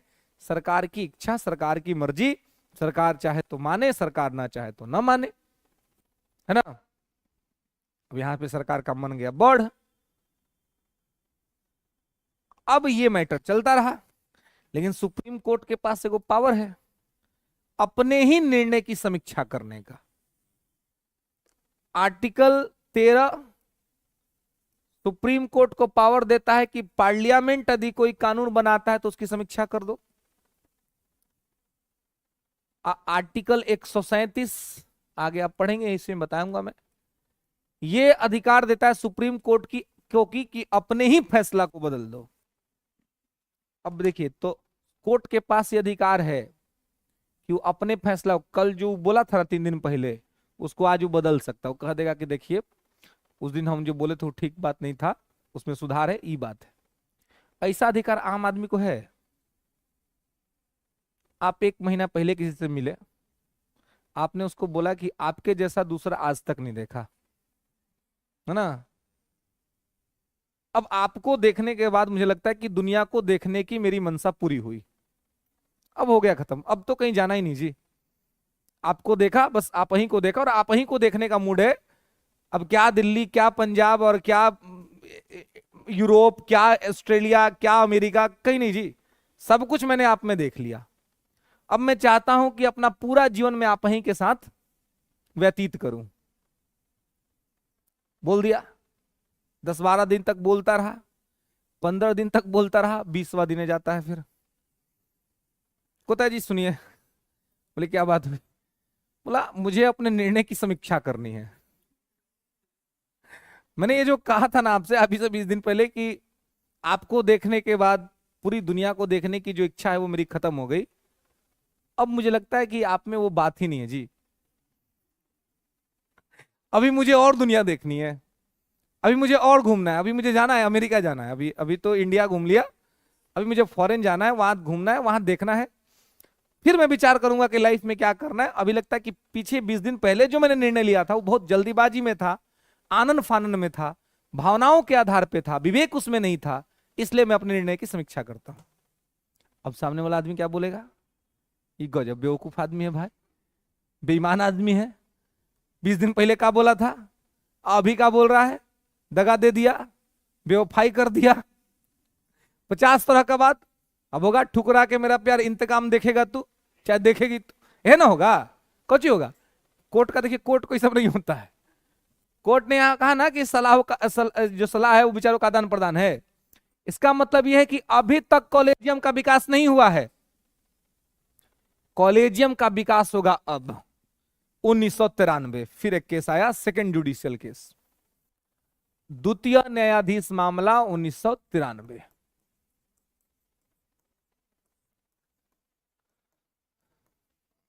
अब द्वितीय न्यायाधीश मामला में सरकार बदली हुई थी, पीवी नरसिम्हा राव जी की सरकार चल रही थी, गठबंधन की सरकार थी, कांग्रेस का शासन था, लेकिन सरकार गठबंधन की थी, पूर्ण बहुमत नहीं था, मेजोरिटी नहीं था। अब यहां पर फिर एक क्वेश्चन आया कि संविधान के 124(1) में जो सलाह लिखा हुआ है, इस सलाह का क्या होगा?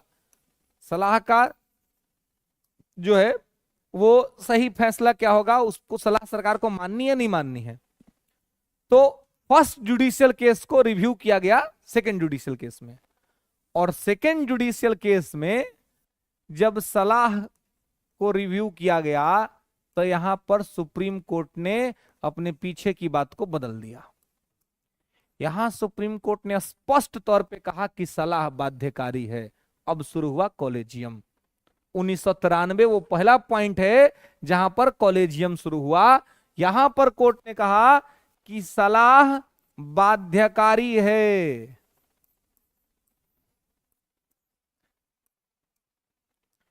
Advice is compulsory on government, सलाह सरकार पर बाध्यकारी है, सलाह मानना पड़ेगा जी, है ना। सलाह बाध्यकारी है, इट्स इनफोर्सेबल। आज सलाहकार ये सलाह बाध्यकारी कैसे है? तो बोला कि देखिए ऐसे नहीं, जो सलाह मांगा जाएगा वो 3 आदमी देगा, सीजेआई +2, यही है कॉलेजियम का बेस आधार, बेस। कहा कि जो सलाह है, जब सरकार को सलाह भेजा जाएगा सुप्रीम कोर्ट से, तो उसमें 3 आदमी का सलाह होगा, चीफ जस्टिस ऑफ इंडिया का और 2 सीनियर मोस्ट जज का। जो चीफ जस्टिस के बाद जो 2 सीनियर जज होंगे, ये 3 लोग मिल करके बहुमत से जिसका नाम आगे बढ़ाएंगे वही बनेगा सुप्रीम कोर्ट में जज।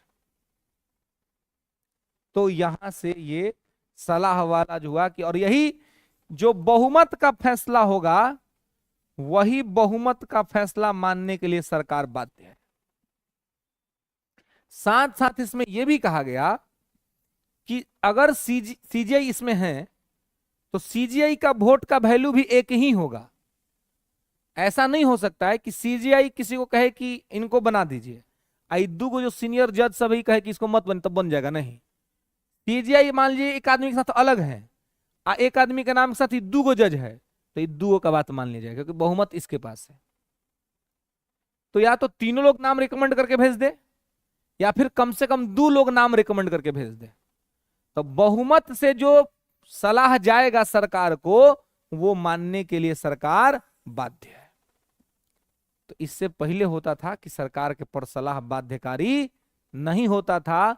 1992 के सेकंड जुडिशियल केस में सुप्रीम कोर्ट ने पहली बार यह फैसला दिया कि कोर्ट के द्वारा दिया गया सलाह सरकार पर बाध्यकारी है, और यहीं से कॉलेजियम नामक प्रणाली का जन्म हुआ। जब उन्होंने कहा कि भाई ये लोग देंगे और इन्हीं के आधार पर आप जो है सो नियुक्ति करेंगे। 3 लोग का सलाह, तो इसमें बहुमत 2 पे है तो कम से कम 2 लोग सपोर्ट करें, या एक ही लोग भी करते हैं, एक लोग कोई करता है तो उसको सरकार मानने के लिए बाध्य नहीं है, लेकिन बहुमत का फैसला मानने के लिए बाध्य है। सीजीआई जिस पक्ष में होंगे उस पक्ष में भी बहुमत होना जरूरी है, केवल सीजीआई का होना बहुमत नहीं होगा। माने सीजीआई है तो एक ही व्यक्ति होना, तो इनके साथ एक आदमी और होना चाहिए, तब जाके इनका वाला बात माना जाता है। इन्हें कि सीजीआई ही कह दिए तो इनका बात मान लेंगे, है ना। तो ये यहां पर ही हुआ, ठीक है। तो कॉलेजियम प्रणाली का विकास कब हुआ? सेकंड जुडिशियल केस में हुआ, और कब हुआ? 1992 में। इसका कैरेक्टर ध्यान रखेंगे, सीजीआई +2, इसमें रिव्यू किया गया सलाह का, ठीक है।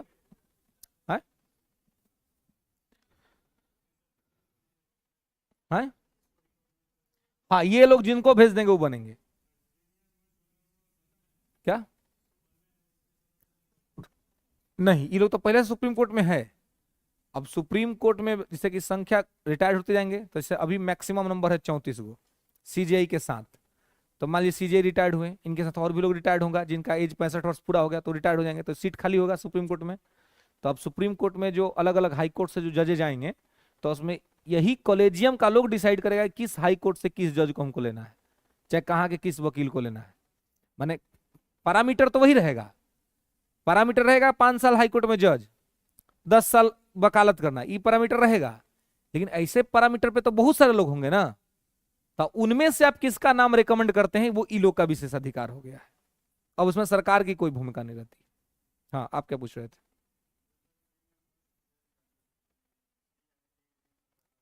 CIJ नहीं, CJI। हाँ, कैसे खत्म हो जाएगा? उसका वही रहेगा, CGI का वही नियम है अभी भी। अब CGI में भी अब ये नियम हो गया है कि पुराना CGI ही नया CGI का नाम लिख के सरकार को भेज देगा, सरकार का कोई उसमें मतलब नहीं है। हाँ, ये अदर जजेज के लिए, अदर जज जो CGI है ना, ये तो ये जब रिटायर होने लगेंगे तो ये खुदे लेटर भेज देंगे, अपना देख लेंगे, पुलिस आओ जी भी लाइन में खड़ा हो जाए, देखो तो सब सीनियर कौन है, तो हमारा बाद ई बनेगा, तो इसका नाम लिख के सरकार को भेज दे कि हमारा बाद सुप्रीम कोर्ट में ई सीनियर है, इनको बना देना है। सरकार को इसमें कुछ नहीं करना है।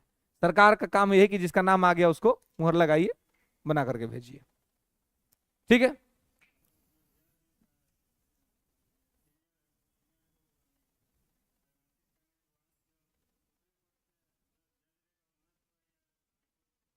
सुप्रीम कोर्ट से होगा, सुप्रीम कोर्ट के एक्सपीरियंस पे होगा। सुप्रीम कोर्ट में जो 34 लोग हैं उसमें होगा, उसमें कौन ज्यादा अनुभव है, ज्यादा एक्सपीरियंस है। हाई कोर्ट से उसका कोई लेना देना नहीं है, ठीक है। क्या? हाँ, SP गुप्ता केस, ठीक है। अब देखिए, तो इस सेकंड जुडिशियल में केस, ठीक है, सेकंड जुडिशियल केस में ये फैसला है, ठीक है। अब देखिए, अब अभी भी ये कैरेक्टर अभी नहीं है, अभी दूसरा कैरेक्टर है, अभी आगे चल रहा है, अभी आगे और कहानी है। ये तो इतना है, फिर रिव्यू हुआ, फिर इसको रिव्यू किया गया। अब सोचिए, एक आदमी 3 बार अगर रिव्यू कर दे तो लोग कहे कि तो बाप, ये तो पगला आदमी है जी, एकदम से लॉयल है, ये नहीं है, है कि नहीं। तो अगर कोई भी बात कहे, जब आप अपने निर्णय की समीक्षा करने जाए तो बेधड़क करने जाए, कहें कि देखो भाई हम सिविल सर्विस के एस्पिरेंट हैं, तो हम तो बार बार समीक्षा करेंगे, हम 200 दिन पे कर देंगे या 200 साल पे कर देंगे, समीक्षा करने में दिक्कत नहीं है। हम देखेंगे नफा नुकसान क्या है, नहीं है, क्या है भविष्य, है ना, जो पढ़ा है उसको तो इम्प्लीमेंट करेंगे ना, और उसके हिसाब से अपना जो है सो बनाएंगे पॉलिसी। फिर इसको चैलेंज किया गया। अब फिर 1997 में एक और केस गया सुप्रीम कोर्ट के अंदर में, जिसको कहते हैं थर्ड जुडिशियल केस, तृतीय न्यायाधीश मामला। तो अब इसके बाद आया थर्ड जुडिशियल केस।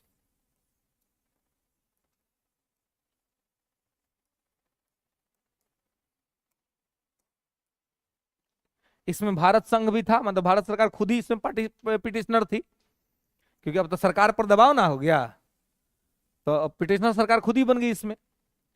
तो अब जब सरकार आ गई, तो अब इसमें कहा गया कि भाई देखिए, सरकार का तो आप पूरा अधिकार खत्म कर दिए, सरकार तो कुछ कर ही नहीं पाएगी। सुप्रीम कोर्ट कहा कि इतना दिन से सरकार ना सब कर रही है, अब हम लोग कर रहे हैं तो क्या दिक्कत है भाई। तब इसमें कहा कि अच्छा ठीक है, आपको लग रहा है कि अगर कुछ ज्यादा दिक्कत होगा तो हम एक काम करते हैं, इसका संख्या बढ़ा देते हैं। संख्या बढ़ा दिया। इस केस में क्या कहा कि देखिए अब सीजीआई +2 नहीं होगा, सीजीआई +4 होगा, सीजीआई +4। तृतीय न्यायाधीश मामला में सीजीआई +4, 1997, ठीक है।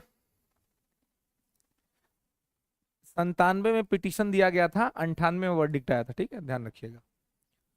तो अब सीजीआई +4, तो अब इसमें हुआ कि चीफ जस्टिस ऑफ इंडिया,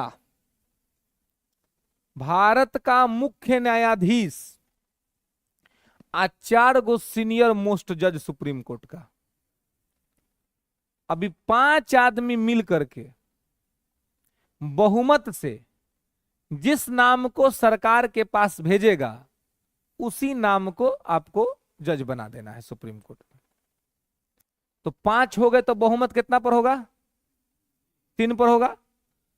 तो 5 में से 3 जज कम से कम, और ध्यान रखिएगा सीजीआई मतलब सीजीआई बस एक ही वोट, इन्हें कि सीजीआई अकेले अगर किसी नाम के साथ है तो उनको बना देंगे नहीं, ठीक है। तो यहां पर जो होगा सब सीनियर जज सब है सुप्रीम कोर्ट का। तो 5 जज में से कम 3 जज जिसके नाम का रिकमेंडेशन सरकार को भेजेंगे, अगर 5 के 5 भेजे तो वेल एंड गुड, सबसे बढ़िया बात है कि कोई विरोध नहीं है, सब आपस में सहमति है। लेकिन अगर 5 जज जो है वो 3 से भी अगर भेज दिए तो 3 पर बहुमत माना जाएगा, तो उनके द्वारा भेजे गए नाम को सुप्रीम कोर्ट में जज बनाने के लिए सरकार बाध्य है, ठीक है, कोई दिक्कत है ना। तो अब देखिए, अब वर्तमान में यही चल रहा है। वर्तमान में सुप्रीम कोर्ट का कॉलेजियम क्या है, सीजीआई +4, ठीक है। वर्तमान में सीजीआई +4 ही कॉलेजियम है सुप्रीम कोर्ट का, ध्यान रखेंगे। चीफ जस्टिस ऑफ इंडिया +4, यानी कि टोटल 5 लोग। ये अपना नाम का रिकमेंडेशन कानून मंत्रालय को भेज देते हैं, कानून मंत्रालय होम मिनिस्ट्री भेजता है, होम मिनिस्ट्री से प्राइम मिनिस्टर के पास जाता है, प्राइम मिनिस्टर पूरा डॉक्यूमेंट देखते हैं, उसके बाद उसको भेज देते हैं प्रेसिडेंट के पास, प्रेसिडेंट उसको अपॉइंट कर देते हैं। लेकिन सरकार का देखने के अलावा दूसरी कोई भूमिका ही नहीं है इसमें। अगर ये नाम बहुमत से नहीं आए तब सरकार इसको टाल सकती है, सरकार इसको नहीं मान सकती है। लेकिन अगर बहुमत से आया तो सरकार को मानना पड़ेगा, ठीक है। तो यही व्यवस्था जो है एक विकसित रूप में कॉलेजियम प्रणाली के नाम से जानी गई। अब पहले आप लोग एक बात बताइए कि कॉलेजियम बुझाया कि नहीं बुझाया, कि कॉलेजियम क्या होता है, कि कॉलेजियम पर इतना हाय तौबा क्यों मचता है देश में। अब अगर ये बुझा गया होगा तो आपका दिमाग में ये भी घुस रहा होगा कि आखिर विवाद क्यों होता है।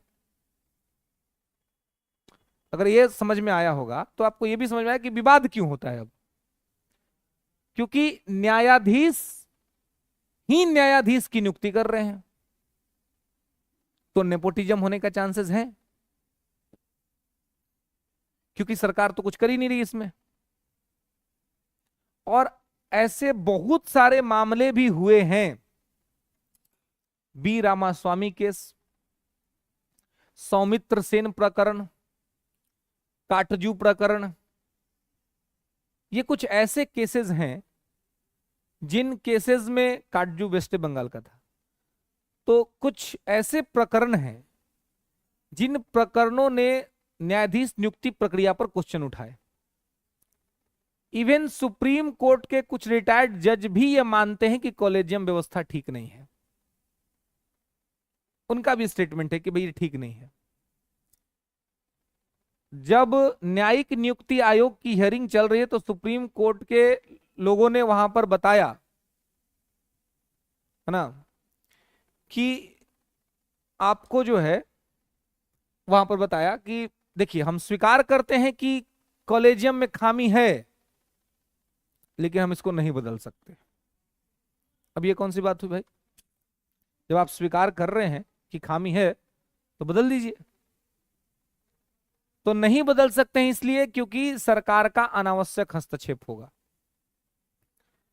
अगर 2 बार प्रधानमंत्री के द्वारा, जो इंदिरा जी ने किया, 2 बार प्रधानमंत्री के द्वारा किए गए अनावश्यक हस्तक्षेप के आधार पर आपने संवैधानिक व्यवस्था को बदल दिया, तो फिर जब इतना बार इस पर क्वेश्चन आयर हो रहा है, इतना बार अलग अलग जगहों से इस पे सवाल उठ रहा है, तो फिर इसको बदले जाने पर विचार क्यों नहीं?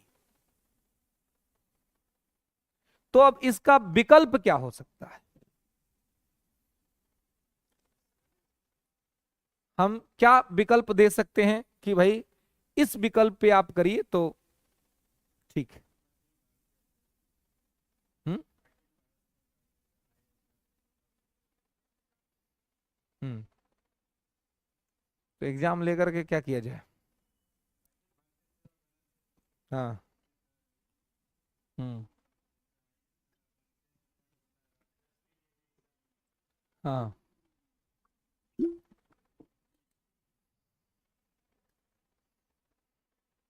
एज क्या रखा जाए?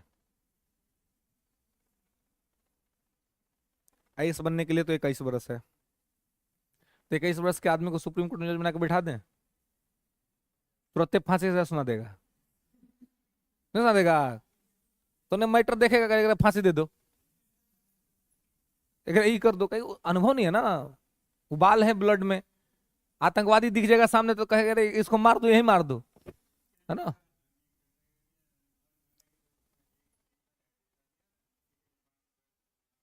हम्म हम्म हम्म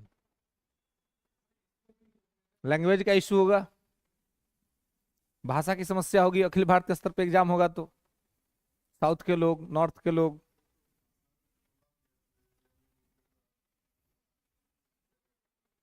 नीट पेपर तो हो गया, अभी भी तो जज साहब लोग हिंदी नहीं बोलते हैं सुप्रीम कोर्ट में, है ना? हाँ, तो उसको बदलना चाहिए, उसको ठीक करना चाहिए। जिसका केस चल रहा है उसको समझ में नहीं आता ये क्या बात हो रहा है, खाली वकील समझते हैं, जज साहब समझते हैं। आज जिसका ये है ना, वो मुंह बना के बैठल है कि भलो, तो कहे कि जेल हो गए लो, वो बुझा ही नहीं रहा उसका कि क्या हो रहा है। जज साहब इंग्लिश बोल रहे हैं, वकील साहब इंग्लिश बोल रहे हैं, वकील साहब आगे समझा देंगे जेल हो गया तुम्हारा, चलो अब यहीं से गिरफ्तारी हो गया, है ना? कोई जेल में से हुआ है क्या, बोले तो बेल हो गया, है ना? तो उसको बेचारा को कुछ बुझे ही नहीं थी, तो उसका कम से कम अधिकार ना है जी कि उसकी केस की हियरिंग चल रही है, उसको मालूम चले कि क्या हो रहा नहीं हो रहा।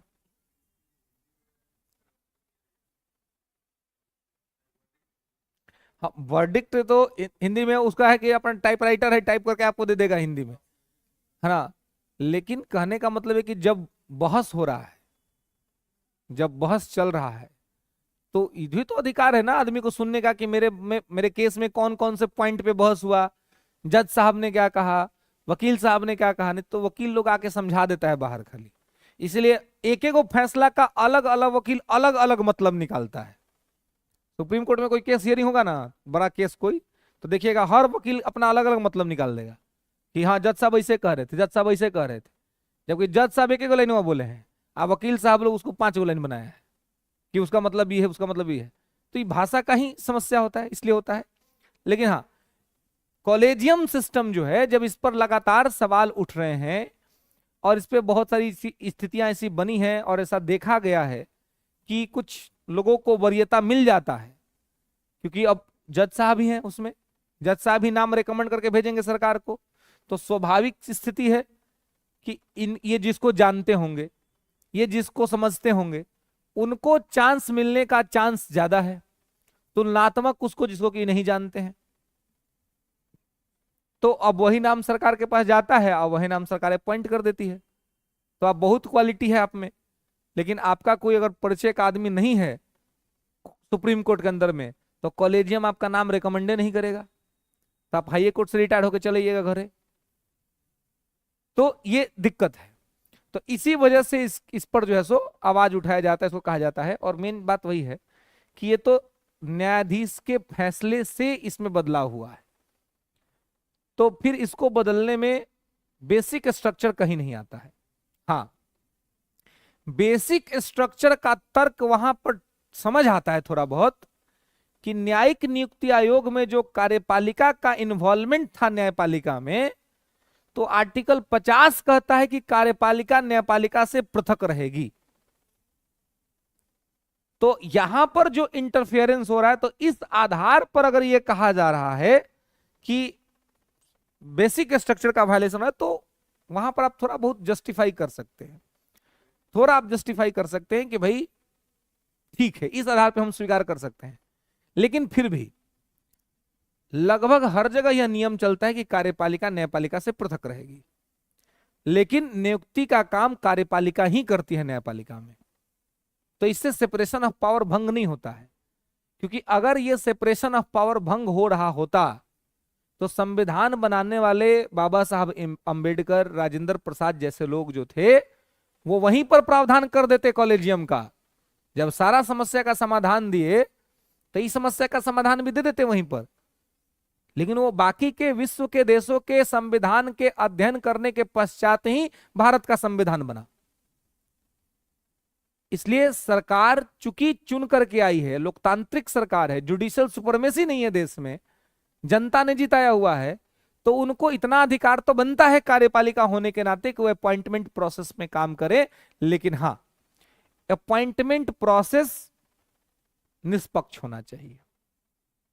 इंदिरा जी ने जो गलती की वो गलती नहीं होनी चाहिए, और एक निष्पक्षता के साथ आप अपॉइंटमेंट प्रोसेस करें। जो लोग, अब मान लीजिए कि अभी कॉलेजियम में जो जजेज हैं वो अपने लोगों को प्रायोरिटाइज कर रहे हैं, बाद में सरकार अपने लोगों को प्रायोरिटाइज कर दे, फिर मैटर तो वही रह जाएगा ना, मामला तो सॉल्व नहीं हुआ। एक टाइम पे जुडिशरी ने ऐसा किया, फिर सरकार करने लगी। तो ऐसा न करके बीच का रास्ता यही हो सकता है कि आप एक ऐसा ग्रुप ही बनाएं जिस ग्रुप में आपको जजेस भी हो और सरकार के लोग भी हो, विपक्ष के लोग भी हो, और इस ग्रुप में ऐसा ना करे कि जज माइनॉरिटी में हो, जज को माइनॉरिटी में ना रखे, जजेस को बराबर के स्थिति में रखे।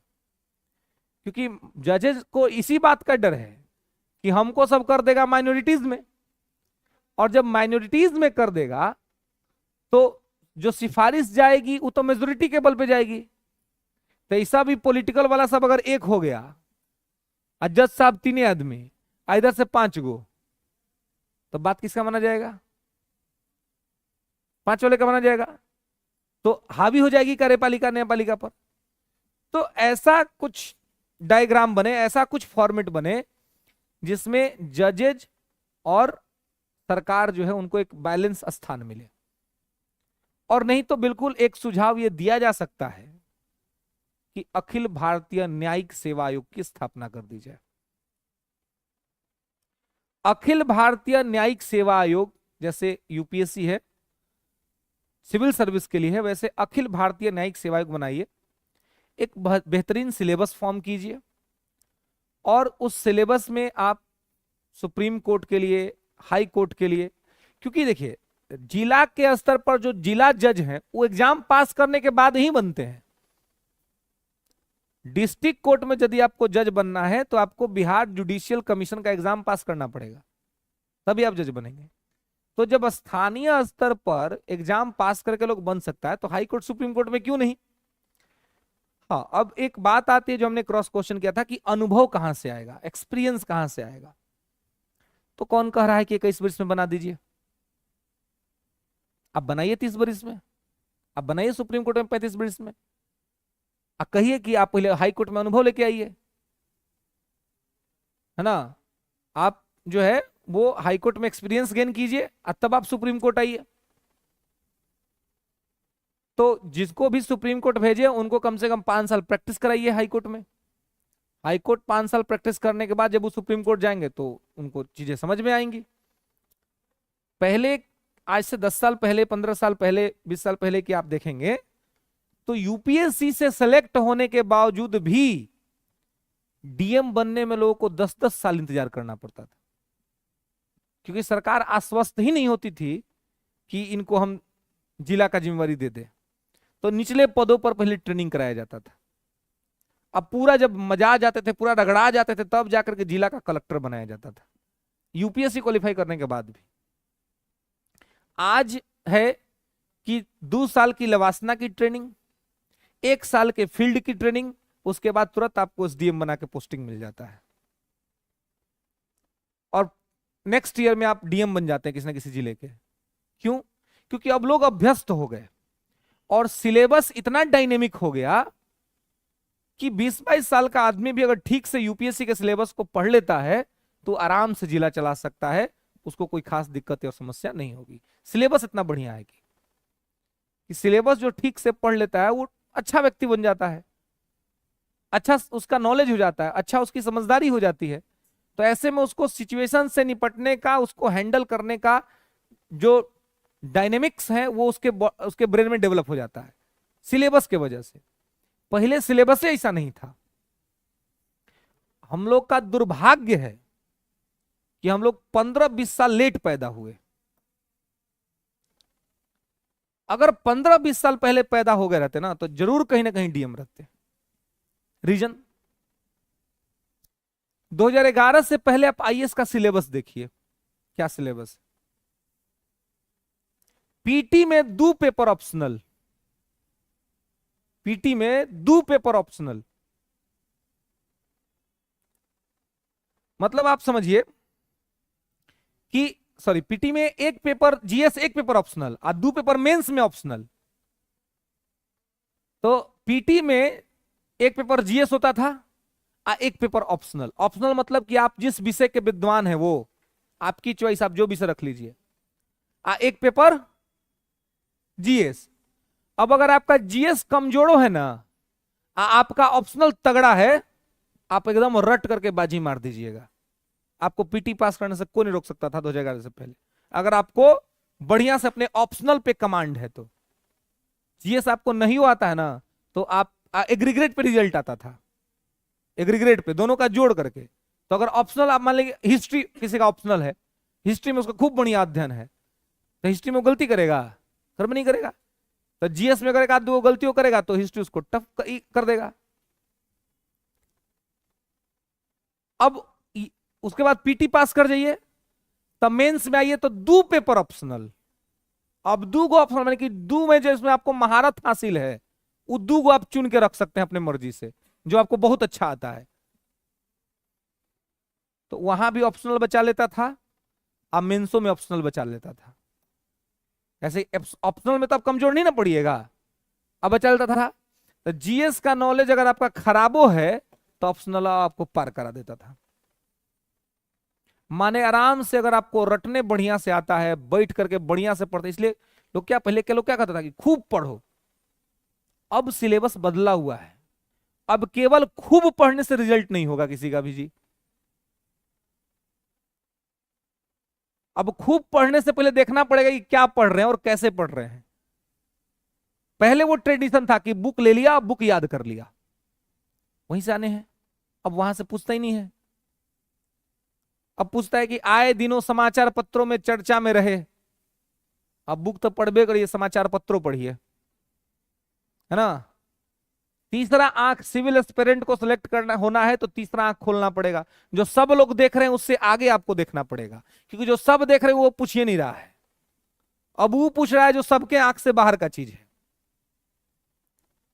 तो अब सिलेबस वहां पे चेंज हो गया, और 11 में ही यूपीएससी में सीसेट आया, civil service aptitude test.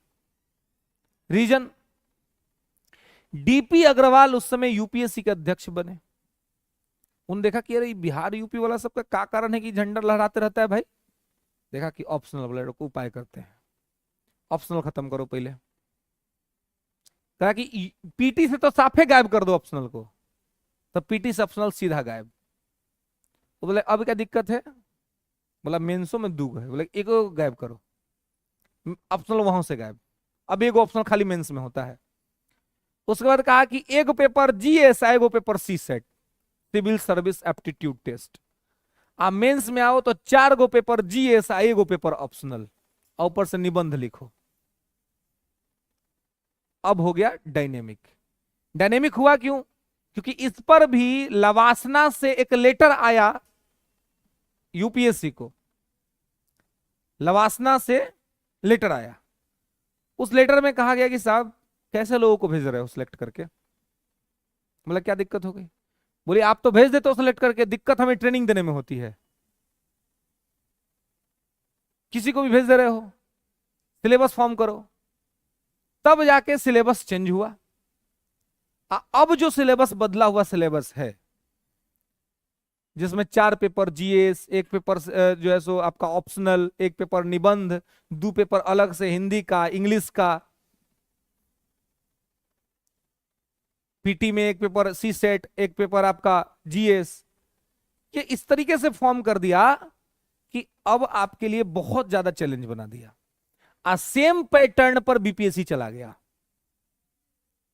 Same pattern पर, एक ही अंतर है कि सी सेट नहीं है। तो ध्यान रखिएगा कि 70वीं में ले लीजिए सिलेक्शन, नहीं तो 71वीं में सी सेट आ जाएगा तो और मुश्किल होगा। क्योंकि लगभग सारा स्टेट पीसीएस सी सेट लगा दिया, खाली बिहार बचा हुआ है, तो बिहारो लगा देगा। इसलिए मर के जी के जैसे हो वैसे पढ़ के 70वीं में लेके, जितना देरी करिएगा उतना टफ मिलेगा पेपर आपको। और बीपीएससी अपने आप में अब हार्ड ब्रेकर हो गया है पीटी। पहले पीटी कोई पास कर लेता था, अब पीटी वही पास करेगा जिसको वास्तव में नॉलेज है। रटने वाले लोग अब तो पास ही नहीं करेंगे पीटी। 68वीं से आप ट्रेंड देख लिए हैं कि ट्रेंड कैसा बदला हुआ है। Understanding is the most important things, कि आपकी समझ कितनी ज्यादा सारगर्भित है और कितना अच्छा आप समझ रखते हैं।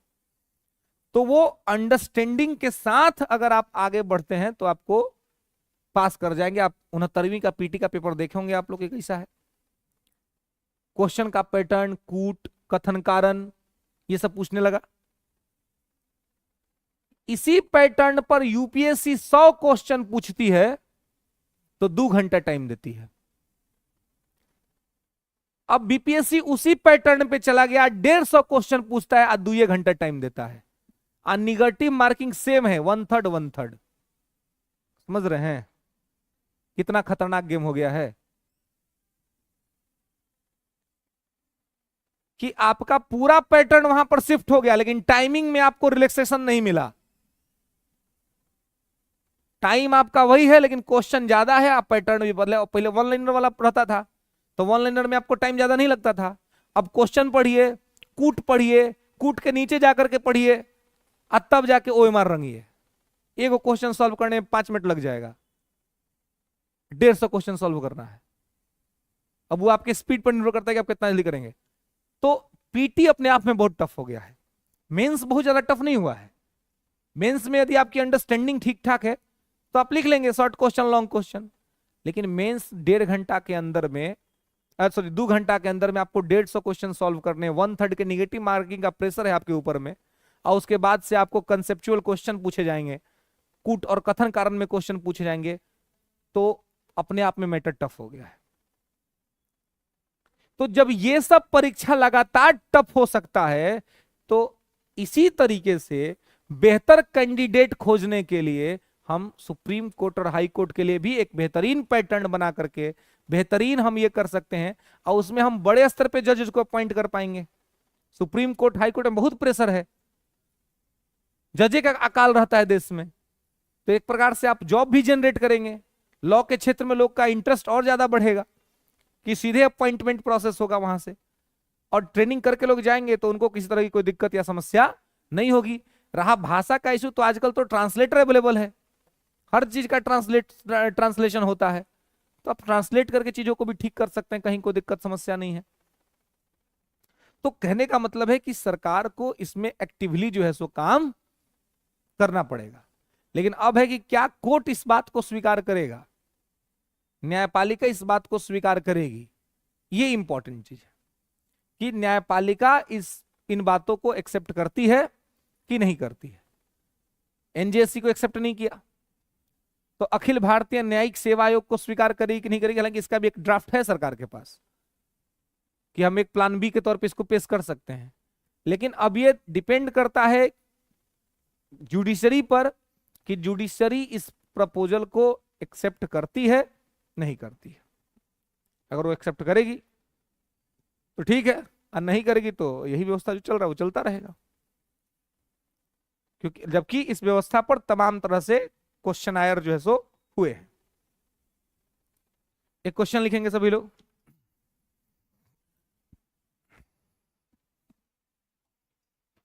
कहेंगे कॉलेजियम व्यवस्था से आप क्या समझते हैं?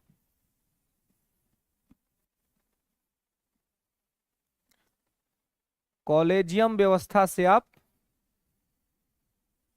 क्या समझते हैं?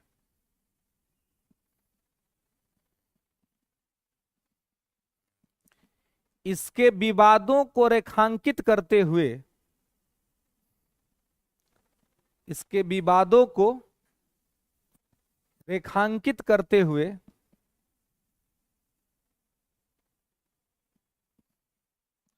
बेहतर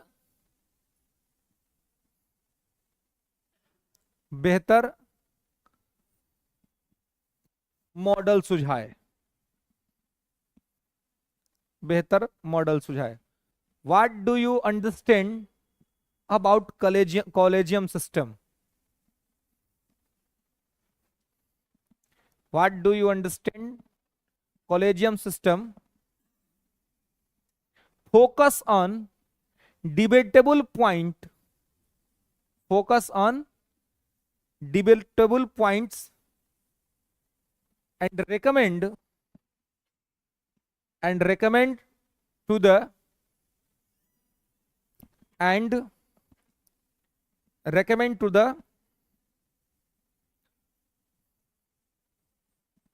best model, recommend to the best model of the appointment process, of the appointment process। ठीक है, हाँ लॉन्ग क्वेश्चन है, ठीक है, 300 वर्ड कम से कम, ठीक है। तो यहां पे इसको आपके सारे विवादों को, ये क्या है कॉलेजियम, उन सभी चीजों को, जितनी सारी बातें हुई हैं, कहां से निकला, क्या क्या पॉइंट्स हैं, क्या सॉल्यूशन हो सकता है, अभी तक सरकार ने इस पे क्या किया है, और आगे इसे क्या हो सकते हैं, और आपके दिमाग में क्या एक बेहतर मॉडल है, उस मॉडल को भी तर्क के साथ कि ये तर्क है, इस मॉडल को हम अगर रखते हैं तो ये बाकी मॉडल से ज्यादा सार्थक और सही सिद्ध होगा, ठीक है।